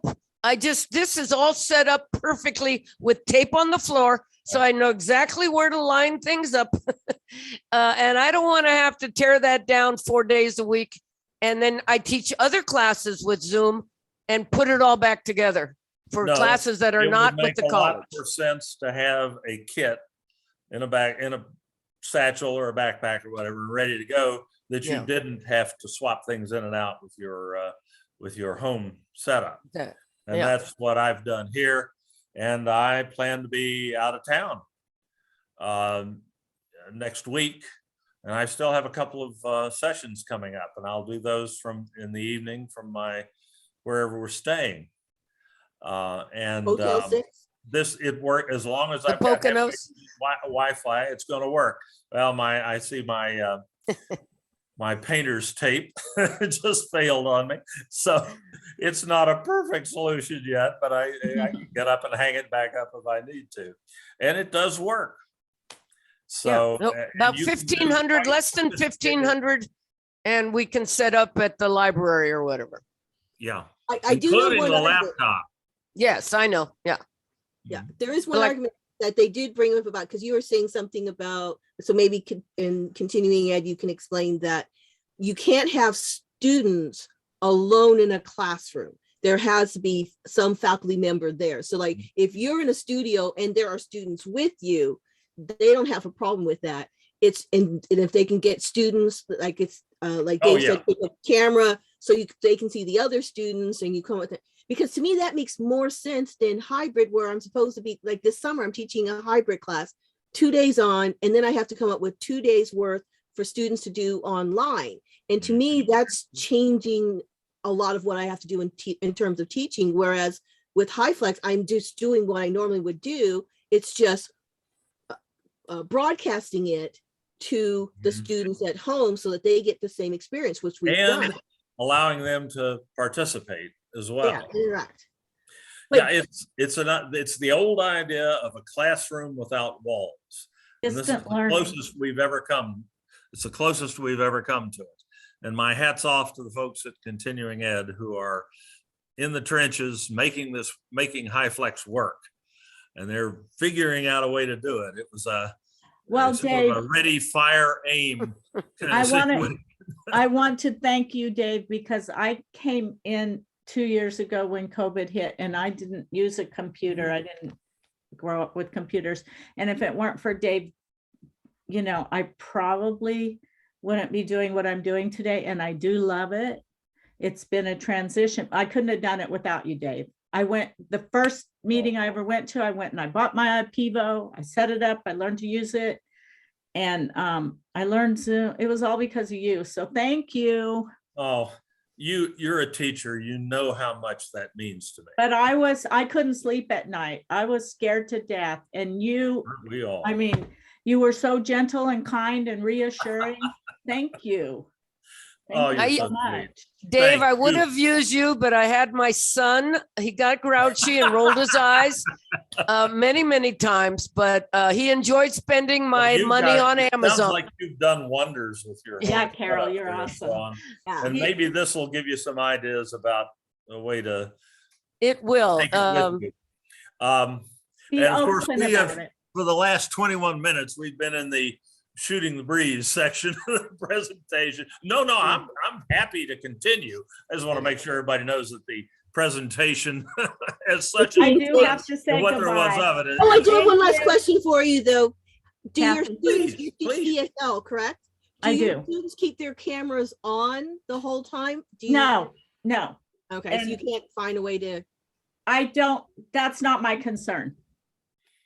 I don't know what's going on in their homes. I have refugees. I have people living in shelters. The last concern I have, I hear them. I trust them. I love them. I'm not concerned about that. Okay, I'm trying so to make it a safe environment for them. If they don't want to show their face, so be it. I don't know what's going on. I Well, just. and sometimes if they have their camera, if they don't have a lot of bandwidth coming into their house, they can't, they've got to turn their picture off to get Right. to see us. Some of them are not even in a house. Let me tell you. Right. So Yeah, I had no, somebody don't- driving their don't go car there. home. They were driving home in their car. Yeah, pick your battles. Don't make that one. And that's the official party line for online education as well, for synchronous online education. We can't make them turn their cameras on. Because some of them may not even have cameras. And that's just not, that's up to them. You can encourage them, but you can't coerce them. Yeah, I mean, basically my goal is teacher efficacy, and I'm just there to give them a great class, period. Amen. And I understand with teaching communication, you'd like to see lips moving and so forth, but it's for the public speaking I can hear online them class then. they did, but when I had to teach this one that was totally online, and students were basically, like I said, this is not a video selfie class, a selfie video class, but 5 students dropped the next day. So obviously they thought they could just, and some of them did look like hostage videos. Yeah, Because it's not synchronous. But I have to think say that's bye. all. Sorry. Bye, but thank you. Thanks you so much guys. for coming. Thank you. well, thank you, I could Dave. film your class and share it with the dean, and she'll have a better understanding. Because I know she's open to it. But Well, this recording will be online later in the week. I love my dean, by the way. There you go. And I didn't know high flex was a CE thing. I thought, who is this? Well, And the they're hybrid the makes ones who actually are no sense. pioneering it at the district. Yeah, I mean, hybrid there's makes no no reason- sense for a fitness class. We thought it meant a few field trips. Okay, we'll do online and say, okay, this week, instead of online, we're doing a field trip. We're walking along the river in San Diego. So meet me at the Carl's Jr. I mean, but the definition of hybrid makes actually no sense for fitness. None whatsoever. No. Gotcha. High flex, yes, but hybrid, no. So for I hear you, you. hybrid is 2 days on campus, and then 2 days you're going to go walking somewhere. I don't know. What if they It can't? it didn't fit. It didn't fit. Yeah, it just seems harder. It's got to be one or the other or high flex in a space. Right. Okay. And that's an exciting possibility. It Yes, really gives and us I will do my capability to homework serve and get our over to the library and talk to the manager. It's approved. I just have to say, so what are the rules here? 6 feet apart, Right. mask, no mask, sanitizer, what the rules Well- here, and then try to get some money for the equipment, because I am not hauling my equipment around. I will don't want to not buy recommend- new yeah, stuff. I can understand that. And let me know if there's anything I can do to help. Okay, appreciate that. You bet. Thank you, Dave. And Thanks for- Kathy and thanks for Professor coming. Jessup. I'm sorry. we did all Anybody the else have talking and anything Jessup- they'd like Well, I to? did, but it wasn't related to what you were doing, because I had a problem when I was showing a film in class. Yeah. And I saved it on, it's through Canopy. I saved it on Canvas legally, got it legally from the library. Right. And when I showed the steps on how to get to it and said, you don't have to sign up for whatever. And yeah, but it wouldn't show from I'm sharing the screen, and the students could see the closed captioning. They could see the word canopy, they could hear the word, but they couldn't see the visual. But yet a student of mine, he was able to show it. And that's so embarrassing that a student could do it. So I don't know if I was supposed to, because I did it through Canvas. So I said, look, this is how you get to it on Canvas. You don't have to sign it, because it makes you say, it says you have to sign up. So you don't just skip that and go to where it says show video, and you could show it, and I could see it. I could see it on my computer, and I even have my But back. when you shared the screen in Zoom wouldn't share it. Yeah, they said, Dr. James, read That this can flat happen. screen." I have seen that happen with, and it may be what's called an HDCP error, a high definition copy protection error. I created a video. I haven't had a chance to send it to you. So if depending on the provenance, the source of the film, it may have had that HDCP encoding in it, and Zoom recognizes that and it won't send the video. The student sent it. He went to the I don't- same thing, but on his computer. Now, so I thought don't maybe know there's something set up on- what he might have had running on his computer to make, Yeah. there are ways to get around HDCP, and he may have been using one. I don't think that was it, Dave. I think she's right that it was one of those weird things where she was showing it on hers, and as soon Yeah. as she started sharing. But she quit. I've seen that same thing though with I agree with you, right. HDCP, where Yeah, I we're going- I can see the video playing on my screen. But they But when I can't. look at it on a device that's receiving the Zoom stream, the HDCP. video's not there. The audio is still there. By but the way, video's not. by that way, as a teacher, always be happy that the students are enabled and they can help. Always. Yes, I was put a happy. That's very smile on true. and go, oh, you're so great. That All is right, very Lord. true, because Enjoy. just no matter how many times you've done something or how much experience you have, student may stumble on something you had no idea would work. So I don't know, you Kathy, I'd also- be happy to get together with you and try that and see if we can figure out what's going on. Okay, because I If you want to set up a Zoom, a one-on-one Zoom meeting, we can try. And we can see if there's anything that you might be able to do to make that come through, or if there's another way we could make that video available that would work. So I'd be 'cause I can happy show to you the help out if video. I can.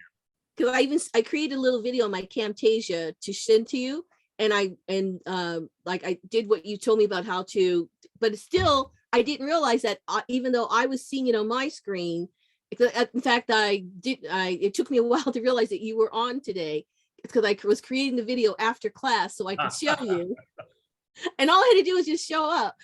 Oh, Because I'm so what is glad the you best did. place to send it to? It's like 4 minutes. Or if you could just tell me, like, maybe I just don't have it set up correctly on my Zoom. Like the student was able but to show. you've recorded that, and you're going to send me a link to it, right? Yeah, but bear in mind, when you hear me say, like, I can see the young ladies talking here, I could see them, but when I You went could to see it, video- but yeah, gotcha. Okay, so even though I well, was let me talking look to at that, and if it looks like it would help, we can get together in a one-on-one meeting. Okay, so should I copy the link from Canvas where it originally originated from? Yeah, or just tell me where it is in the course, Okay, it's in. and I can get into your course and look at it from there. Okay, so when I send the email, send the attachment, the video I created. I hope I did it correctly.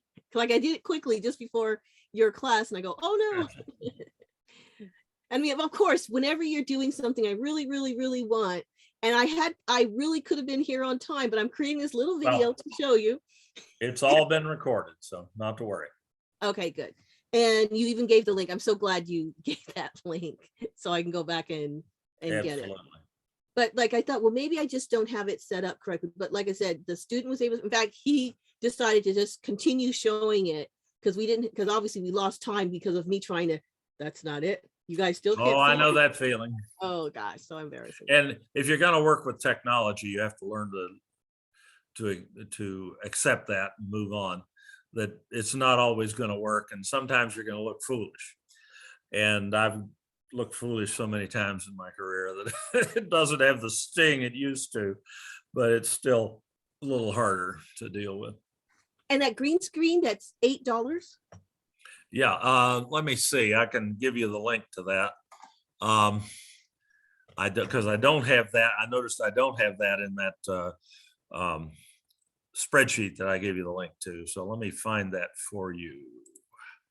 Let's see. Actually, I probably have it up here somewhere. I'm looking through my Amazon tabs. Just a sec. No. Okay. D. Let me look at my orders. It's in there. There it is. Okay, let me share that with you. That screen. It is actually, what is it, $15 today. I've seen it for less than that. Okay, but 15 still under 20. So Yeah, it's still pretty good. And here's the link on Amazon. I'll put that in the chat tool. Whoop.